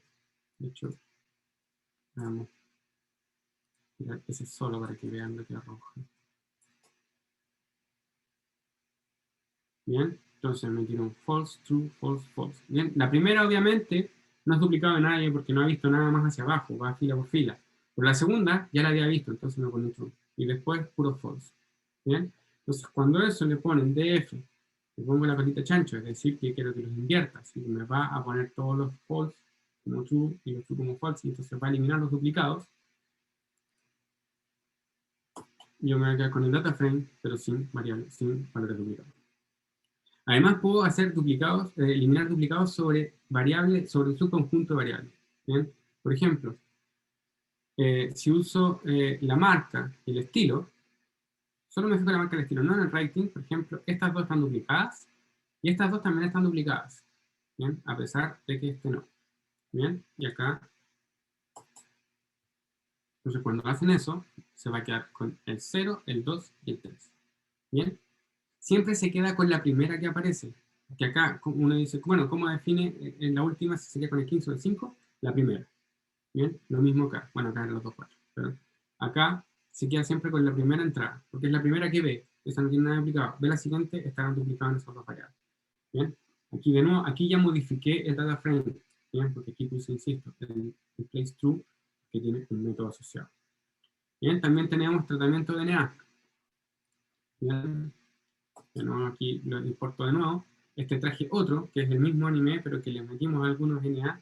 Y aquí, si se fijan, recuerden que teníamos este método info, que dice que tenemos 11.153 entradas, pero acá cuando ustedes van a ver los datos, si se fijan, hay algunas que tienen nulos. Por ejemplo, esta. Género tiene no nulos 11.091. ¿Bien? Obviamente, para llegar a eso de ahí le faltan como 60, ¿cierto? Lo mismo pasa con rating. ¿Ya? Lo mismo pasa con type. Bien. Esta, mi también. ¿Ya? Hay otras que están completas. Bien. Cuando este valor de aquí coincide con este, significa que están completos. No hay nulo. ¿Ya? Entonces, ok. Veamos cómo es el data frame. Acá me arroja el data frame y aquí automáticamente vemos los none. ¿Cierto? None es not a number. Y aquí tienes algunos que se llaman unknown. ¿Ya? También podría ser considerado un NA, pero en el fondo Python no lo considera como un NA. De ahí lo voy a modificar para poder eliminarlo también. Entonces existe igual que en R, la función isNA, pero acá es un método dentro del DataFrame. Entonces ustedes ponen DataFrame.isNA y lo que arroja es una matriz o un DataFrame con puros true o false. Pone true donde hay NA. Bien, que en este caso eran estos dos últimos según lo que hayamos visto acá. Y para eliminarlos, tiene un método que se llama dropNA, ¿bien? Que le ponen inPlaceTrue y lo que hace es bota todos los NA, ¿bien?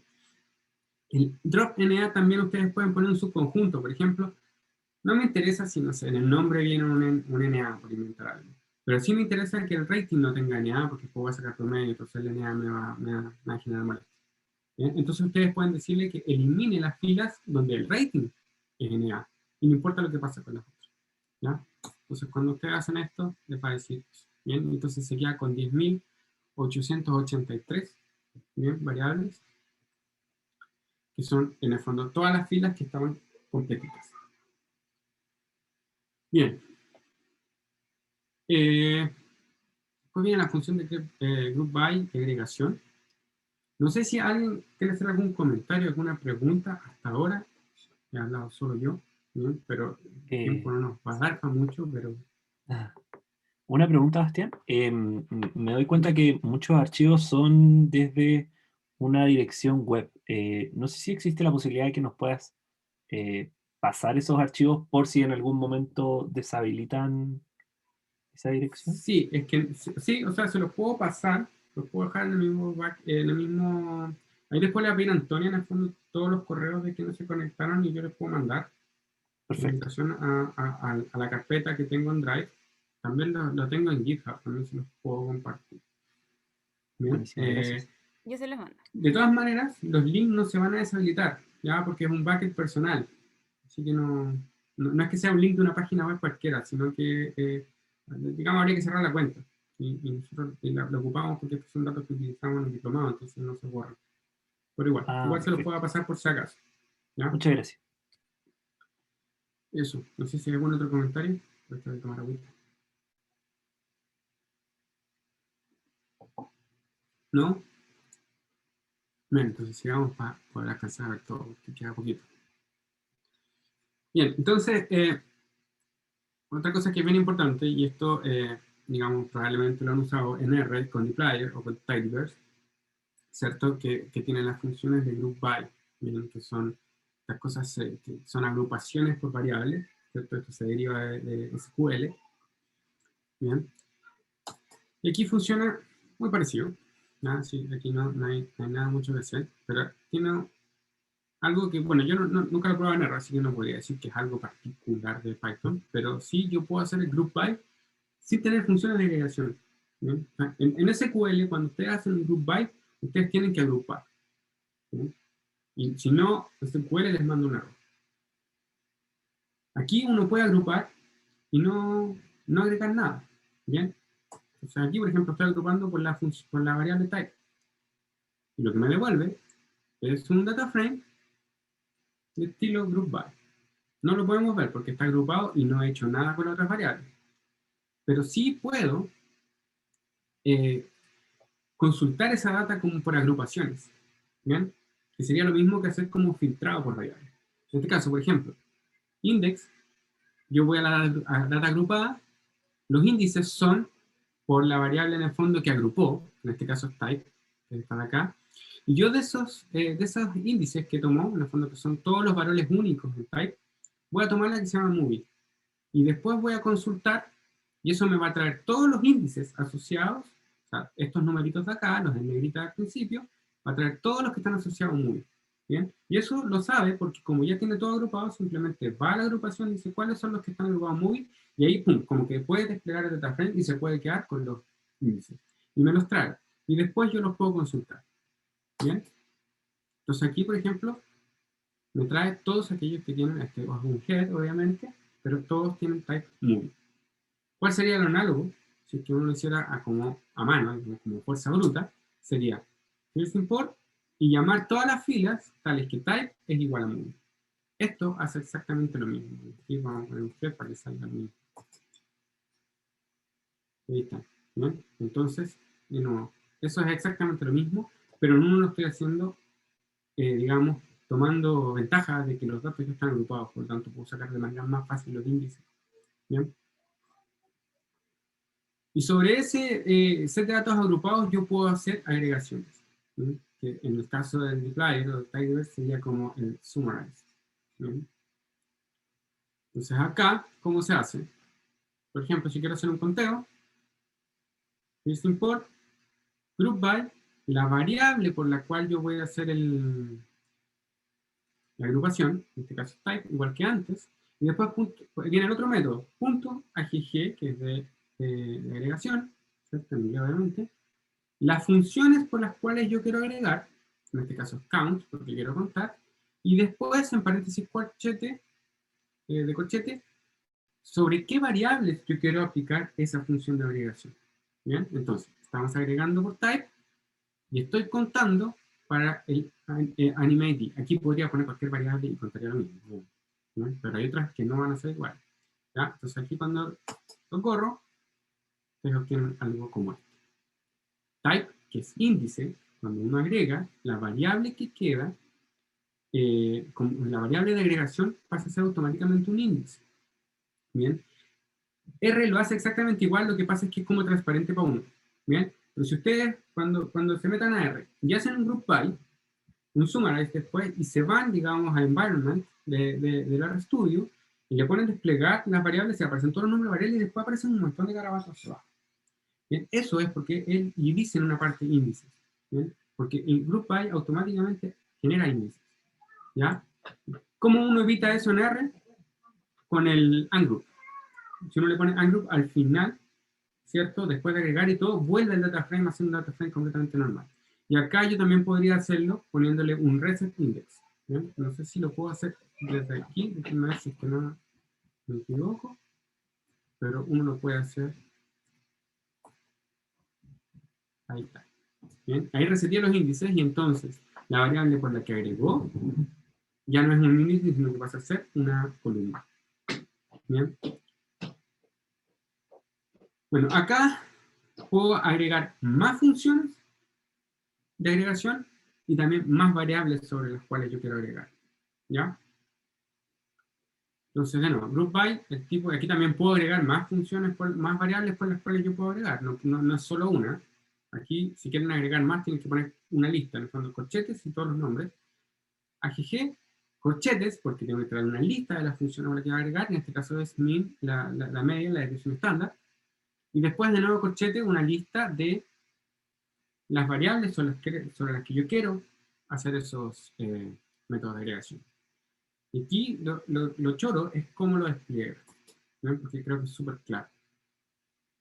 Aquí está. ¿no? Entrega como varias capas de nombres, es como cuando uno hace esas tablitas donde va haciendo como merge entre las celdas para que quede como bien explicado. Entonces, type es el índice, porque es la agregación.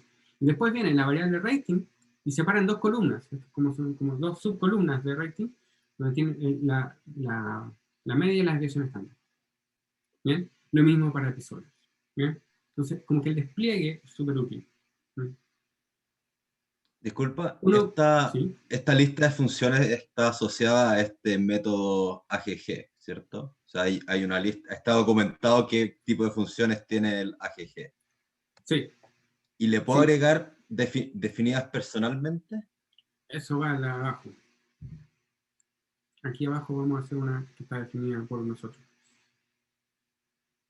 Y también puedes agregar funciones que no vienen por defecto en la función AGG, sino que también puedes agregar funciones que vienen, por ejemplo, en NumPy. ¿bien? Y ahí, en vez de poner esto, pones np. No sé qué cosa, min.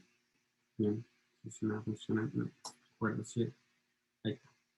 Bien, entonces ahí está. Sacó el mínimo, pero utilizando el min del NumPy. ¿no? Aquí obviamente NumPy tiene muchas más funciones de lo que tiene AGG, por eso va a ser la diferencia. Y acá justamente es lo que comenta José, ¿cierto? Acá yo creé acá una variable que se llama popularidad, que en el fondo es si la cantidad de episodios es menor que 15, como que asumí que la cortaron, eso significa las series que no pegan mucho y las cortan al tiro.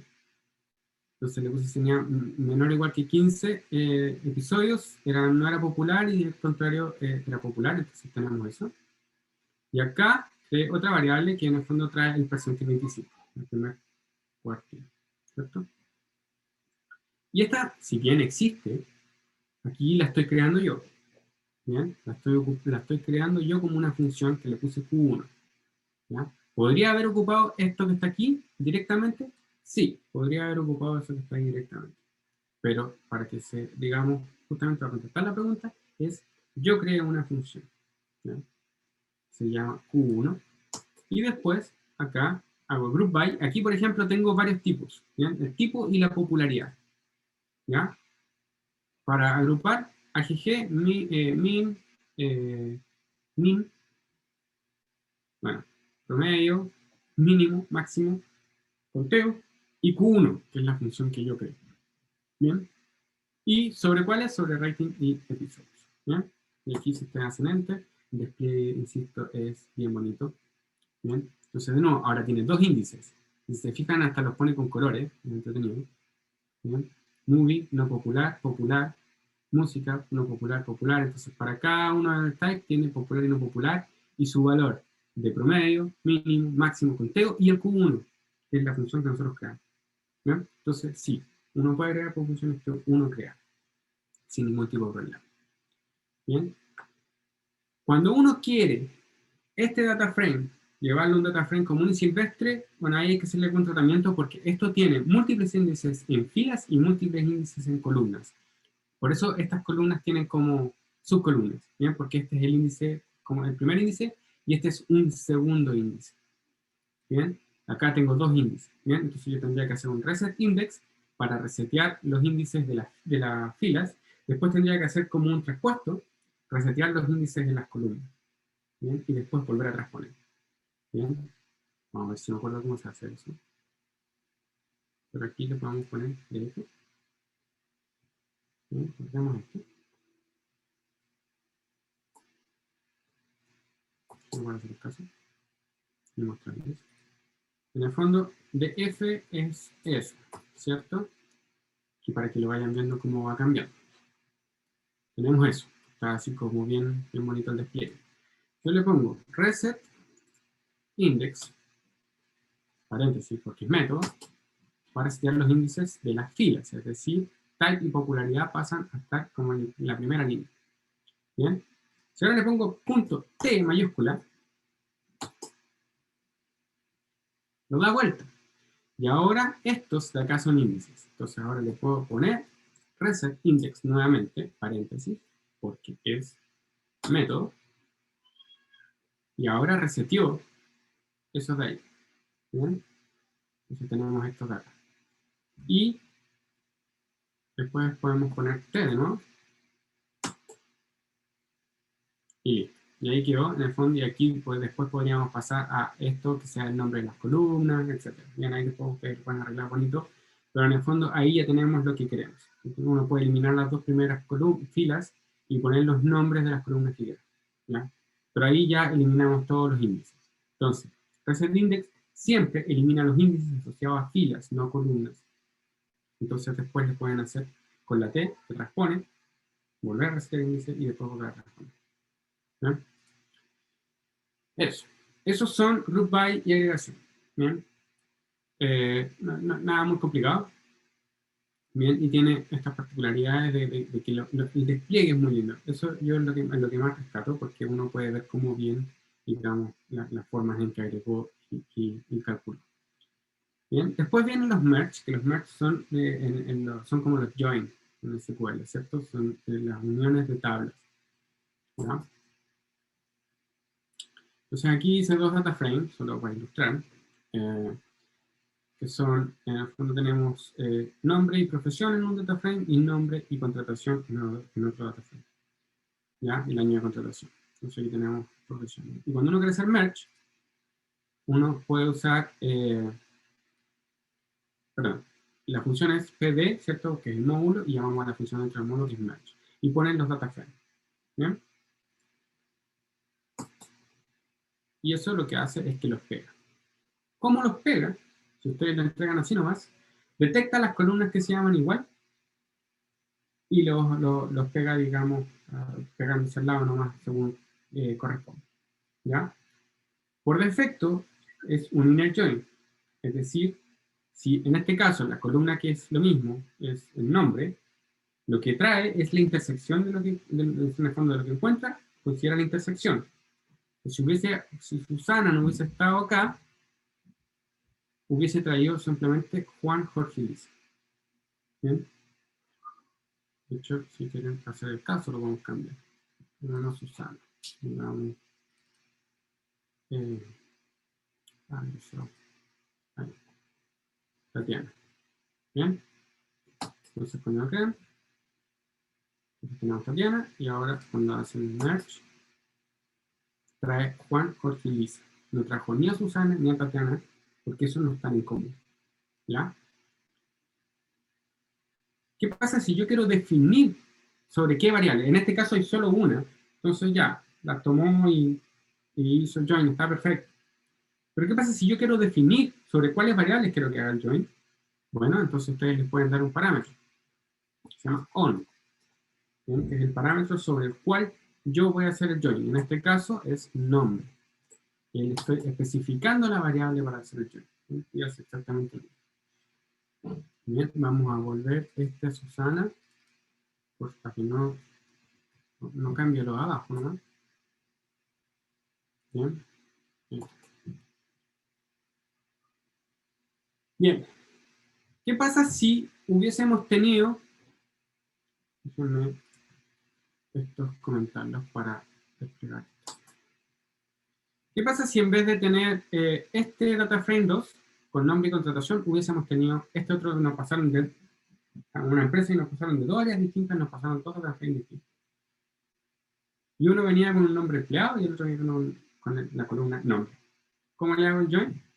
O sea, sí, el join, que es el merge en este caso, es que le puedo decir el mismo parámetro on, pero definiéndolo para derecha e izquierda, es decir, para el data frame que puse a la izquierda y para el data frame que puse a la derecha. Entonces, left on es el nombre de la columna en el df1, write on, el nombre de la columna df2. ¿Bien? ¿Qué es lo que va a pasar acá? Entonces, cuando yo haga el join, va a ser lo mismo que antes, pero ahora, en el fondo, los pegó. Ahora, como las columnas se llamaban distintas, las duplica, porque tienen nombres distintos. ¿Bien? Entonces no se queda con una única. Entonces ahí lo que típicamente uno hace es un drop. ¿Bien? Le dice, elimina la empleado o la nombre, la que uno quiera. ¿Bien?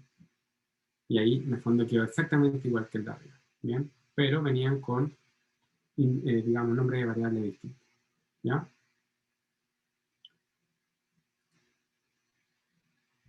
Otra cosa es que, por ejemplo, uno podría estar trabajando con estas cosas y de repente quiere hacer un join, pero que ya tenía esas variables como índice.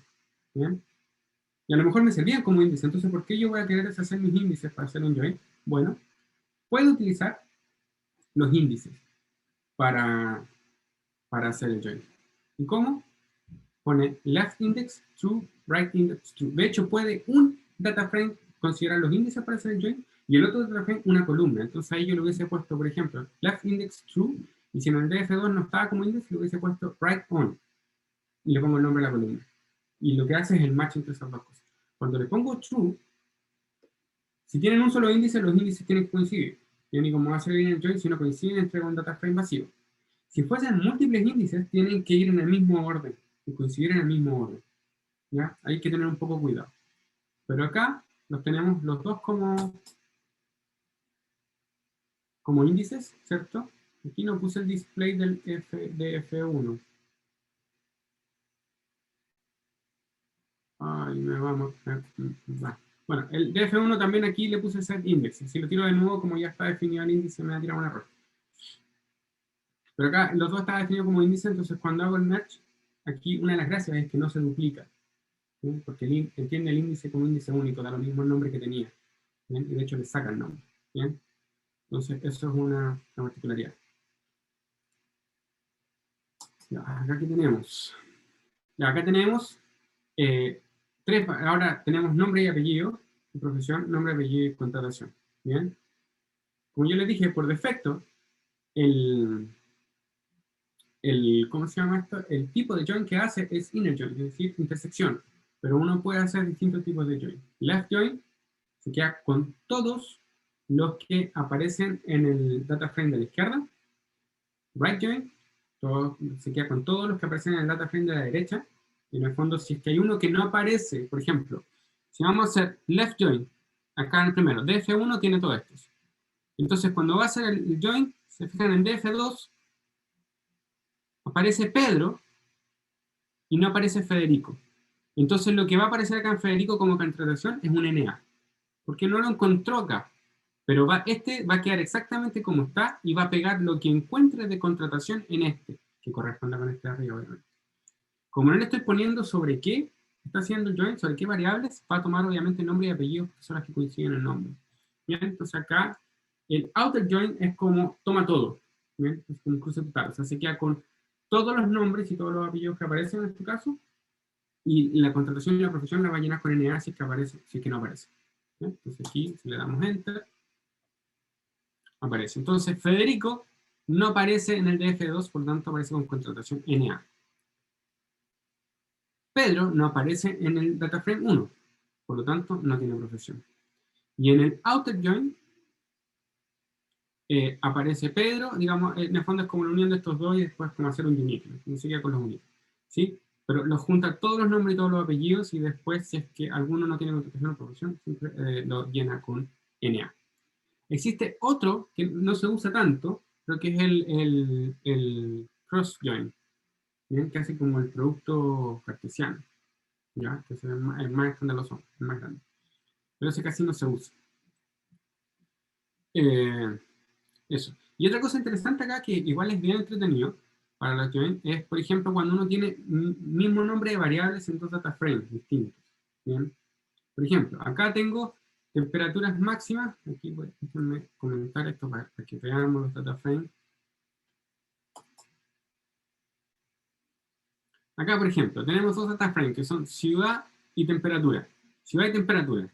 Pero nosotros sabemos, digamos, por el conocimiento de lo que estamos haciendo, sabemos que son las temperaturas máximas de la ciudad y el otro son las temperaturas mínimas de la ciudad. Y cuando hacemos el join, ¿qué es lo que va a pasar? Va a aparecer temperatura X y temperatura Y. ¿Bien? Imaginemos que a lo mejor teníamos más temperatura media, temperatura en frío, temperatura bajo el árbol, no sé, cualquier cosa. Entonces después saber cuál es la temperatura X, cuál es la temperatura Y, puede ser, digamos, un problema. Entonces, el merge en Python tiene este parámetro que es súper entretenido, que es el suffixes. ¿Bien? Que lo que le estamos entregando es, oye, en las variables que van a tener el mismo nombre, tú le vas a agregar un sufijo para yo poder diferenciarlas. ¿Bien? Y van en el mismo orden en los data frames que estoy entregando. Entonces, en este caso, yo sé que este trae las temperaturas máximas, que se va con el sufijo y un bajo máxima, y el otro mínimo. Entonces, ahora cuando hago el join, me entrega lo mismo que arriba, pero en vez de temperatura X y temperatura Y, me entrega temperatura máxima y temperatura mínima. ¿Sí? Entonces es útil para estar como ordenado cuando uno hace el join. Bien. Y ahí vamos con, eso es como una pincelada de Pandas. O sea, Pandas es un mundo en sí mismo. ¿Ya? Ustedes pueden ver la documentación, es enorme. Es enorme. ¿Ya? Pero si me preguntan a mí cuáles son las cosas que más uno se tiene que fijar, porque muchas de estas cosas uno, digamos, las puede asociar con el trabajo en R, sobre todo con el R como, no sé si es la mejor forma de decirlo, pero como con el R más moderno, con todo este tema de la manipulación de datos con tidyverse y con imply en particular, que está muy, bueno, tiene una filosofía por detrás, pero es muy similar a la orientación a objetos. En el fondo, ustedes agarran, digamos, el data frame y le ponen ese, ¿cómo se llama? El porcentaje con el mayor igual, ¿cierto? El porcentaje, no sé cómo se llama ese monito, y después ponen el select, y después el filter, y el group by, etcétera. En el fondo, están aplicando cada una de esas funciones como si fuese un método sobre un data frame. Entonces, como que la estructura es similar. ¿Ya? Y en ese sentido, como que estas cosas también pueden ir siendo como más naturales ahora. ¿Bien? Pues en el antiguo R, donde uno sobreescribía todo, era más difícil. ¿Ya? El R sigue sobreescribiendo. ¿Ya? Eso no lo van a cambiar, porque no es una programación de tarjeta. Pero aquí cosas particulares que son bien entretenidas. Bueno, la orientación a objetos, ya lo vimos, ¿cierto? Los métodos, cuáles son las diferencias entre los métodos y los atributos, que son cosas, digamos, importantes. Los índices, que admita múltiples índices, tanto en fila como en columna, es súper útil. Bien, a lo mejor ahora no le ve la utilidad, pero cuando uno lo ocupa, es útil. Sobre todo en la forma que les comenté, digamos, de siempre de tener etiquetados mi set de datos cuando yo lo voy a meter a modelos. ¿Ya? Es súper, súper útil. Y este tema de los merge también es bien útil y además son súper rápidos. ¿No? Así que son bastante buenos.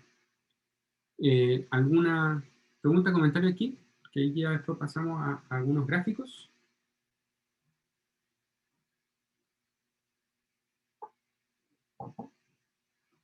¿No? Bueno, o está muy claro o estamos muy enredados, pero tenemos que ser muy claros. ¿Ya? De todas maneras, como les dije, yo les voy a dejar un set de ejercicios que, digamos, son relativamente básicos y bien guiados por lo que está acá, como para que ustedes después puedan reforzar. Bien. Y si después ahí se dan las cosas, podemos hacer una machine learning y podemos aplicar más las cosas. Bien. Así que ahí depende de Antonio, probablemente, de la facultad, pero ahí lo vamos a hacer. Lo que viene ahora son gráficos. Bien. Y voy a mostrar un módulo en realidad. Bien. Que es PyPlot, en realidad es un submódulo. PyPlot del módulo Matplotlib, que es como el que es más, es como el base, ¿bien? Y además es el que más tiene como la orientación a objetos, por eso lo elegí. También voy a mostrar otro que se llama Seaborn, que es bien bueno, pero eso lo voy a mostrar solo para un ejemplo. Es más fácil de utilizar, en algún sentido, digamos. Y el otro que, hay otro que también es bien choro, pero es más interactivo, eso no lo vamos a ver ahora, que es PyPlot. ¿Bien? No no, Plotly, perdón, me confundí. Plotly, que esos son, es como HighCharter, que Plotly también está en R. Bien, y es como HighCharter, que son gráficos en Java, y la gracia es que son interactivos, sirven mucho para cuando uno hace aplicaciones web o quiere hacer un despliegue en algún dashboard. ¿Bien? Por eso no lo vamos a ver, pero se los cuento para que en el fondo que existe. También hay una ¿cómo se llama? Un módulo que se llama, bueno, no recuerdo cómo se llama, se los puedo decir al final, pero que uno puede usar ggplot dentro de R. Bien, así que eso también es choro porque, bueno, ggplot es súper bueno. Me gusta mucho más que los gráficos de Python. Bien, entonces aquí importamos el módulo, acá llamamos, aquí hay dos formas de importar. Uno puede importar el nombre del módulo, punto, submódulo, plt, o también yo podría llamarlo como from, llamo el módulo, que en el caso es Smart Plotly, import, traiga, pyplot, as plt. PLT también es como es la abreviación como común, ¿ya? Cualquiera de las dos formas está bien llamado, ¿bien? Si alguien así como más riguroso en Python, yo creo que elegiría la segunda, ¿no? Pero nosotros nos da lo mismo. ¿Ya? Entonces llamamos Python. Entonces lo primero es, cito, seguimos con la orientación a objetos. Entonces existe un objeto que se llama, que es un gráfico, ¿bien? Y los gráficos tienen dos objetos, ¿bien? O sea, se componen de dos objetos. Los ejes, que en esencia son los datos, y la figura, que es el dibujo, ¿ya?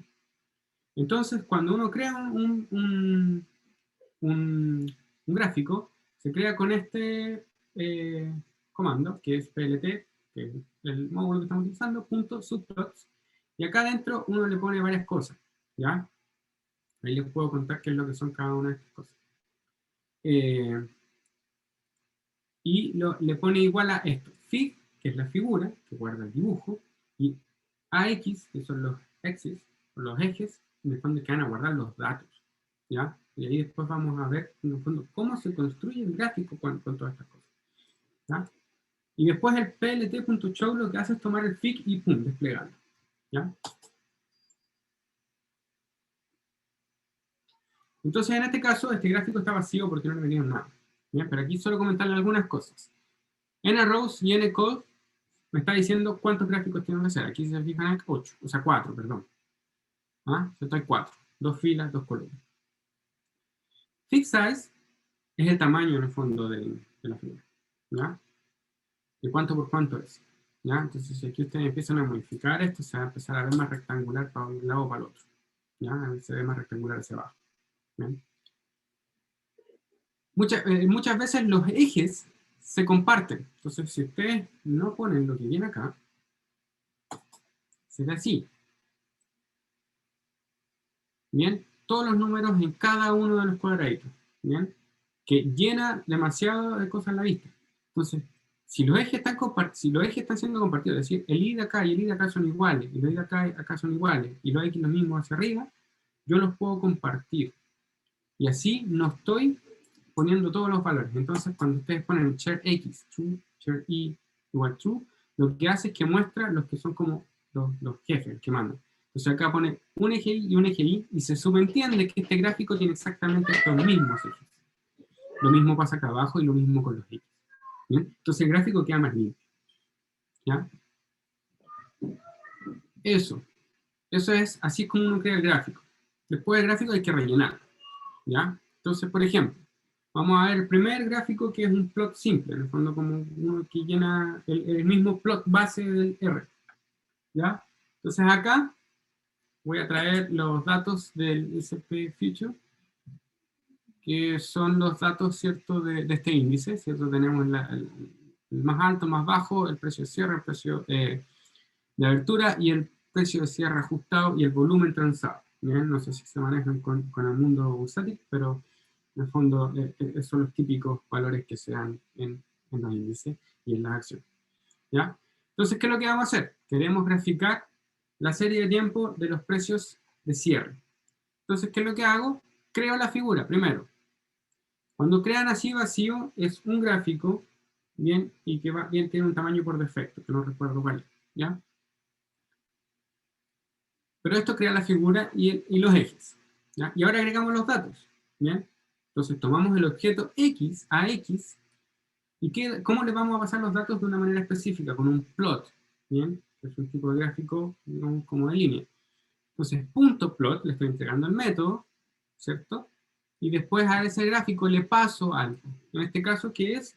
Los valores del eje X y los valores del eje Y. Y en este caso, el stock.index, se fijan las fechas, están como índices. Entonces, aquí no puedo poner un corchete cuadrado y darle date, porque date no existe como variable, existe como índice. Entonces le pongo .index. Y eso me entrega esta fila, esta columna. Y la variable i, bueno, los precios de cierre. ¿Ya? Y después, no sé qué está. Y después .plt.show para que muestre gráfico. Y pum, muestra gráfico. Y ahí está. ¿Bien? Entonces aquí muestra los valores, ¿cierto? Las fechas y el grafiquito. ¿Ya? Entonces, de nuevo, es orientado a objetos. Tenemos el objeto, que son los ejes, que en el fondo tienen los datos, y en qué forma nos va a mostrar, y nosotros se los entregamos mediante un método. Y ese método puede ser el plot, o puede ser el scatterplot, como va más adelante, o el gráfico de barras, etc. ¿Bien? Uno puede además modificarlos un poco. ¿Bien? Insisto, todos estos son métodos. Tenemos aquí le estamos pasando, por ejemplo, los mismos datos con un plot. Pero además quiero setear cuál va a ser la etiqueta que tienen los ejes. Entonces, set xlabel, tiempo en días. ¿Cierto? Set elabel, precio. Set title y set future. ¿Bien? Y acá el PLT SafeFig lo que hace es guardar la figura. Por ejemplo, si ustedes quieren guardar, si se fijan acá no está. Cuando yo lo corra,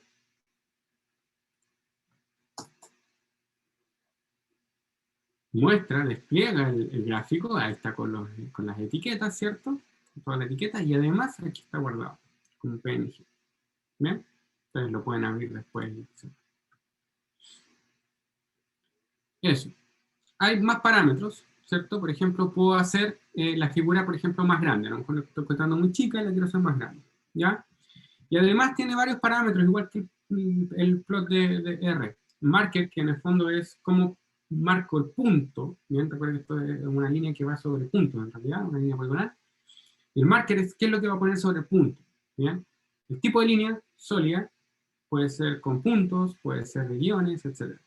El color. Y el alfa es el parámetro, igual que en ggplot, es el parámetro de transparencia. Bien. Entonces, por ejemplo, si yo hago esto,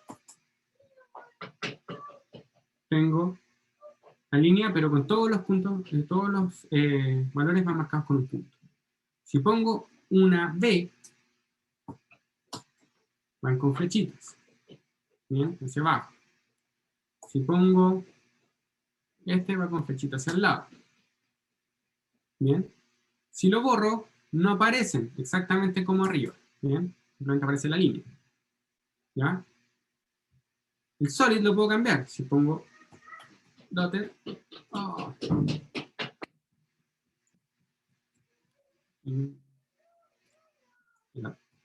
Dotted, hacia línea punteada, bien, pongo dashed. Ay, ahí está, bien, y así sucesivamente. Dash dot entrega esa línea que es un punto y un punto y medio. Bien, y ahí está, esos tipos de líneas. Y este es el color. Blue, es el azul.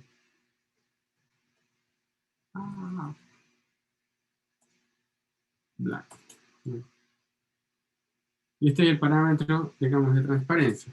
Más bajo, más transparente. Bien. Uno debe ser como sólida completa. Bien. Y así sucesivamente. Uno puede jugar con eso. Bien. Uno puede ir metiéndole varios gráficos a un mismo gráfico. ¿Bien? Esto se parece mucho a la forma en que opera ggplot. ¿Sí? ggplot, ustedes ponen ggplot, paréntesis, data, agregar la data, el aesthetic, que es la AES, ¿cierto? Paréntesis, le agregan el X, el Y, el fill, el color, lo que sea, y después ponen más y le ponen guión, no sé, line. Después le ponen guión bajo points. Y así le pueden ir agregando gráficos y varios gráficos a uno mismo. Aquí la noción es la misma. Entonces aquí, por ejemplo, yo creo el gráfico vacío y después en una primera línea le puedo agregar un gráfico común y silvestre con los, por ejemplo, la serie de los valores de cierre, ¿cierto? Los precios de cierre. Pero después le puedo agregar otro gráfico con los volúmenes transados, ¿bien? En otro color. Y eso se protean exactamente en el mismo gráfico. ¿Cuál es el problema? Que no tienen la misma escala. Los precios se mueven, si los vemos acá, los precios se mueven en 3.000 y algo. ¿Sí?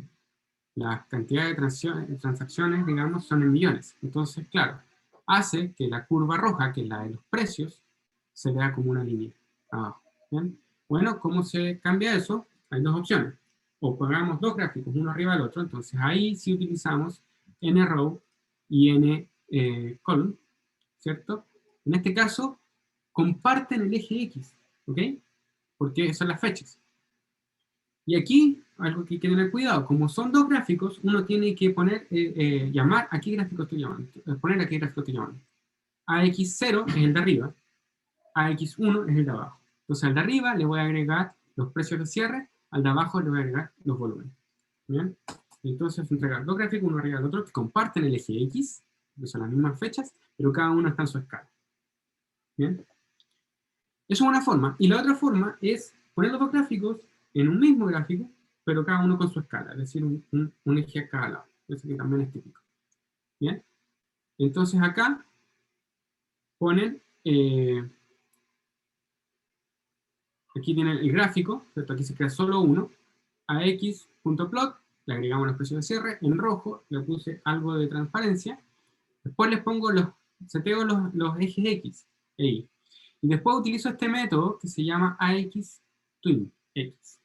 ¿Bien? Es decir, que vamos a hacer como un duplicado del eje X y vamos a crear otro eje Y. ¿Bien? Que se llama AX2. ¿Bien? Y después sobre ese le agrego los otros datos. ¿Bien? Y seteo el eje Y de ese, porque el eje X lo comparte. El Twin X lo que hace es que dice, voy a hacer otro gráfico donde van a tener compartir el eje X, pero va a tener su propio eje Y. Bien, entonces ahí le pongo el está con color azul y también con un poco de transparencia. Y lo que se ve es un gráfico de este estilo. Los dos en un mismo gráfico, pero cada uno con su escala. Bien, la escala del azul está a la derecha, la escala del rojo está a la izquierda.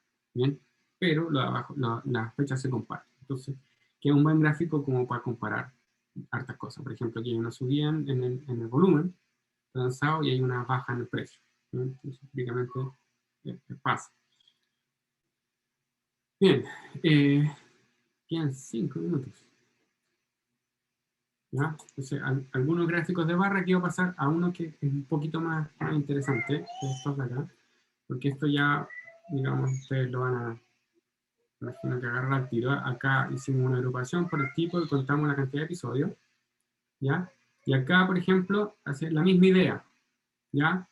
Creamos gráfico, el AX le agregamos este bar, que son un gráfico de barras, ¿cierto? Donde van los índices y van en el fondo estos valores que yo tomé, ¿ya? Seteamos los ejes y listo.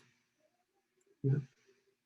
Nada del otro mundo, ¿ya? Lo mismo para, por ejemplo, si uno quiere hacer con el rating y quiere hacer, por ejemplo, la distribución. ¿Ya? Acá puedo hacer un gráfico de barras que emula la distribución.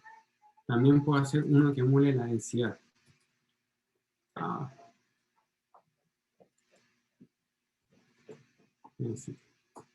¿Ya?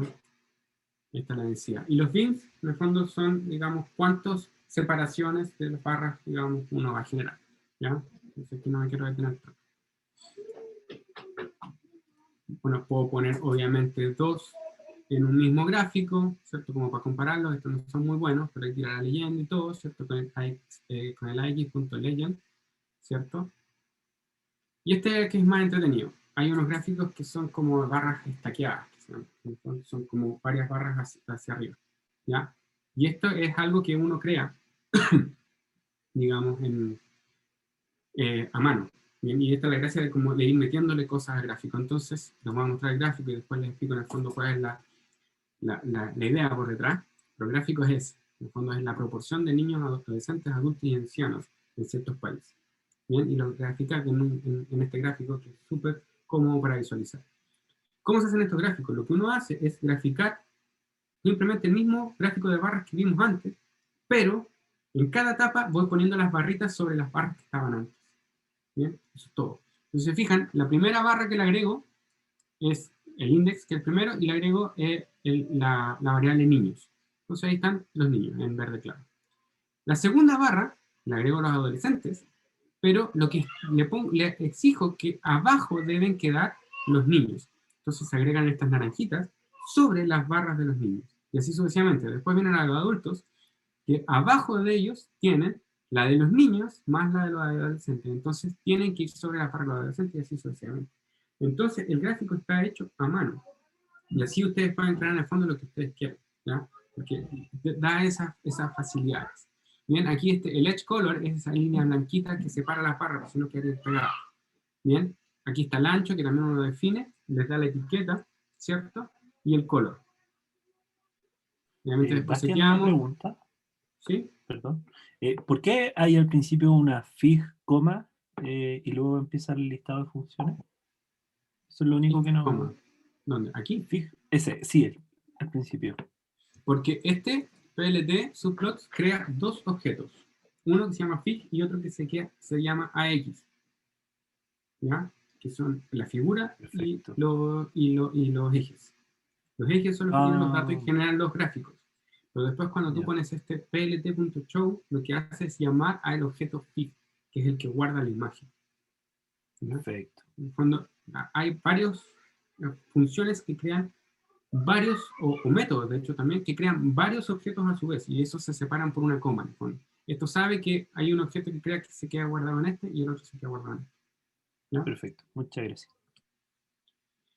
Eso. Bueno, los gráficos de dispersión que se pueden hacer con el plot típico, ¿ya? O con una función que se llama scatter. ¿Bien? Que si ustedes lo hacen son iguales, ¿ya? Exactamente igual. No hay ninguna diferencia. Pero uno le puede meter más parámetros, y esa es la gracia del scatter versus el otro, ¿ya? Por ejemplo, uno aquí tiene este parámetro C, que es de color, y el parámetro S, que es de size, ¿bien? Entonces, y también tiene el parámetro alfa, ¿bien? Entonces aquí, por ejemplo, uno puede meter un gráfico que queda más bonito, como dispersión, donde las burbujas empiezan a ser más grandes de distintos colores dependiendo de las variables canónicas, ¿bien? Entonces, si bien el scatter plot y el plot hacen lo mismo en el nivel base, el scatter tiene esta gracia de que es más versátil que el gráfico que puede hacer. Y finalmente, el boxplot, que es el que lo hago con otro módulo que se llama Seaborn. Ustedes lo pueden también mirar. Y este se parece mucho más a la forma en que uno trabaja con ggplot. En este caso, por ejemplo, tengo los datos. Solo voy a comentar acá. ¿Sí? No va a pasar 2 minutos, sino problema. Acá tenemos estos datos que tienen un grupo A, B y C, ¿bien? Y tenemos manzanas y tenemos naranjas, ¿bien? Con ciertos valores, da lo mismo, ¿ya? De hecho están generados con un entero, ¿bien? Cuando uno quiere graficar, por ejemplo, un boxplot que tenga por cada grupo una cajita por cada fruta, ¿cierto? En el ggplot uno tiene que arreglar el data frame de una cierta manera. Acá tiene que ser exactamente lo mismo, es decir, cada grupo tiene que ir en una columna. Después los tipos de frutas después tienen que ir en otra columna y los valores tienen que ir en otra columna. Así típicamente se ponen los datos en ggplot. Bueno, acá tenemos que hacer lo mismo. Y no está de esa forma. ¿Bien? Y aquí hay otra función que viene también en pandas, que se llama melt, ¿bien? Que la gracia es que como que despivotea la matriz. ¿Bien? Entonces nosotros le decimos a este data frame de F, toma como las IDs, ¿cierto? Que son en el fondo la que va a quedar fija, la columna group. Toma las columnas que se llaman Apple y Orange y créalas con un nombre que se llama Fruits. Entonces, lo que va a hacer es que va a poner ahora una columna que se llama Fruits, que va a tener un montón de veces Apple y un montón de veces Orange, y al lado sus respectivos valores. Bien, lo típico como tiene que quedar en el ggplot. Entonces, así venía, Así lo dejamos. ¿Bien? Y después de eso, uno puede crear el gráfico con SB, que es como se llama el módulo de Seaborn, .boxplot. Y aquí le agrega el X, que es el X, son los grupos, entonces la A, B y C. El Y es el valor, y acá hay una, aquí le agrega obviamente los datos. Bien, esto ya no es, esta parte ya no es orientada a objeto, entonces aquí uno le pasa todo directo. Y aquí este parámetro UE, bien, es como el fill o el color o el group, no sé cómo se llama, el ggplot, que hace en el fondo que queden dos cajas por, en el fondo, por nivel. ¿Ya? Y en este caso tenemos un gráfico que se ve así. Bien, exactamente como hace ggplot uno al lado del otro. ¿Ya? Este tipo de gráfico, por ejemplo, no se, bueno, sí se puede hacer con Matplotlib, pero hay que hacerlo completamente a mano.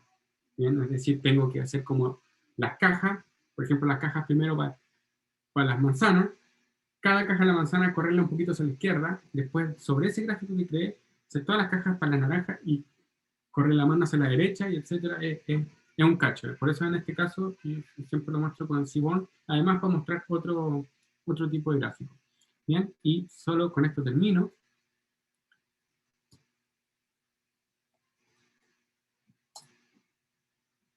Es este, Plot9. Bien, pues si alguna vez quieren usar, a mí me gustan mucho los gráficos de ggplot, soy fanático de ggplot, y acá uno puede hacer gráficos. Esto no lo hice porque hay que instalar un montón de cosas. ¿Bien? Hay que instalar la mano y es un cacho hacerlo en Colab. Bien, pero por ejemplo acá muestra los datos y aquí muestra cómo es la sintaxis. Bien, aquí yo desde Plot9 llamo a ggplot, el aesthetic, y por ejemplo en este caso es el -line. Bien, y después pongo un paréntesis y hago exactamente la misma idea que en ggplot. Bien, y el gráfico es exactamente igual, ahí está. Bien, entonces tienen ggplot en Python. También existe, pero es mucho más duro de usar, dplyr en Python. Bien, también está, no recuerdo cómo se llama. No, es que no. Bueno, existe, ¿ya? No recuerdo exactamente cómo se llama, pero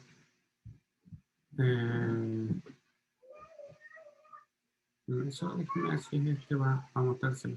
Pero es la misma idea, también va como en un paréntesis y uno utiliza. Aquí está, es como eso. Bien, va como en un paréntesis y utiliza la misma sintaxis de dplyr. Entonces, ¿por qué se los digo? Porque de repente igual el cambio a Python puede ser como duro. Entonces es como cuando uno llega a un curso nuevo y tiene un conocido, ¿ah? Se hace todo más fácil. Entonces aquí es como lo mismo. Al no enredarse con Matplotlib o con Seaborn, nos vamos a la segura y ya sabemos graficar con ggplot, que además son más bonitos que los otros. Bien, eso sería todo. ¿Ah? Muchas gracias, espero que les haya servido. El tiempo no daba para que fuese tan interactivo, pero espero que les haya quedado, digamos, un buen sabor y en particular que se hayan entendido las principales diferencias, sobre todo que, bueno, al menos en mi experiencia, yo programé en R durante toda mi estadía en el programa de doctorado y llegué a la industria y se exige mucho Python. Entonces tuve que aprender nomás. ¿Bien?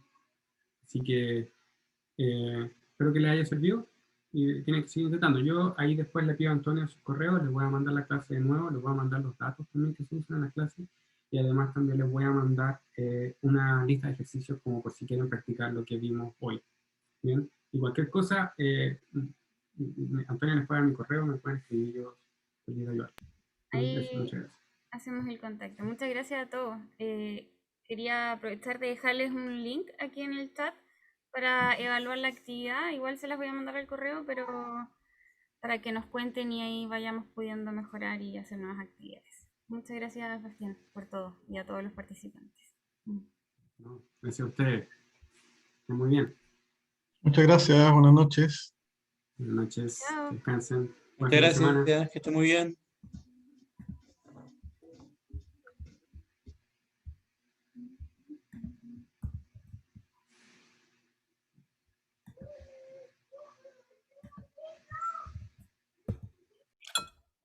Hola, pregunta, disculpa, ¿puedo hacer una pregunta súper chiquitita? ¿Sí? Es más que nada, no tiene mucho que ver con las cosas que hiciste acá, pero más que nada con la introducción que diste, que era la vida profesional que tomaste. ¿Sí? Entonces, más que nada, ¿cómo fue que decidiste pasar del magíster en matemáticas a un doctorado en estadística? Buena pregunta. Eh, Mira, la verdad fue igual algo bien personal. Me encanta la matemática, fanático de la matemática. Eh, pero llegó un momento cuando estaba haciendo la tesis de magíster que fue súper duro, ¿ya? Fue súper duro porque, bueno, hay un profesor que feo, quería en el fondo que tuviéramos un resultado original para la tesis, ¿no? Cuando no se exige.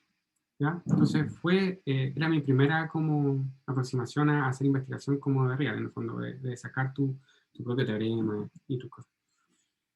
Ese proceso fue súper duro, al final salió y fue maravilloso, pero el proceso fue durísimo, o sea, estuve meses trabajando con otra gente incluso y no salía.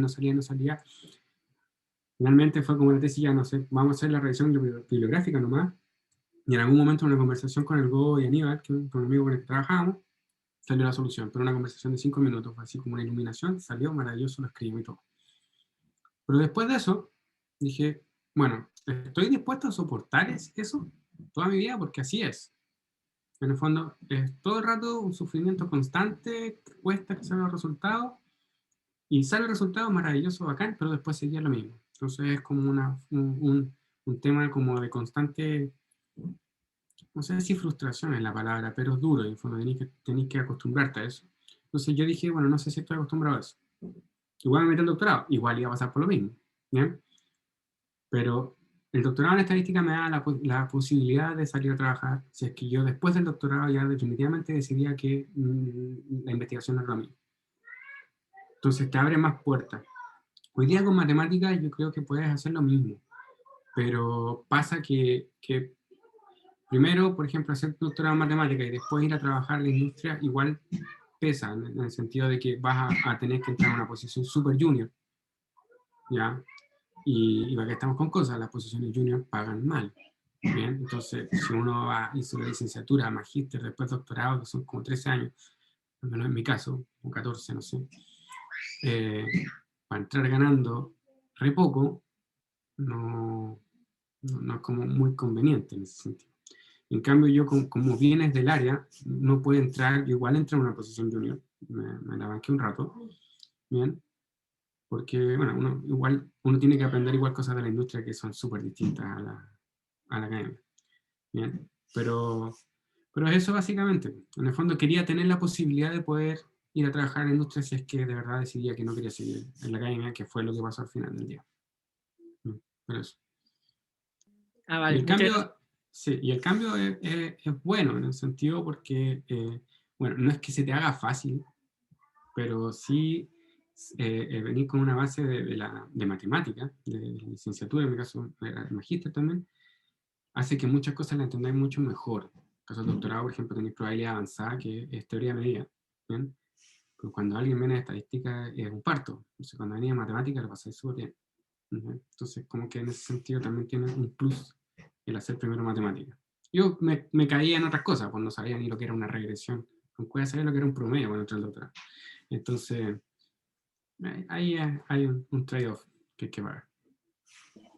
Vale, o sea, más que nada te preguntaba porque yo ahora estoy en el magíster en matemática y estoy como en algo parecido a lo que me En el limbo, pasaste sí. en el magíster. Sí, suele pasar. De hecho, yo tengo amigos, también egresaron ahí de la Cato, Danilo y Álvaro, son los dos doctores de matemáticas. Salieron hace tiempo, así que probablemente nos conocen. Los dos después hicieron el magíster en estadística. Y hoy día Danilo está trabajando en un banco y el Álvaro acaba de terminar el magíster y está buscando pega. Entonces, es una buena opción cuando uno no está seguro. Además, las opciones de la academia igual son difíciles, entonces por eso es todo un camino difícil que uno tiene que decir en algún momento, estoy dispuesto o no. ¿sí? Pero es eso, es bien personal, yo creo. Pero es una buena opción, es una buena opción. Yo no me arrepiento de nada.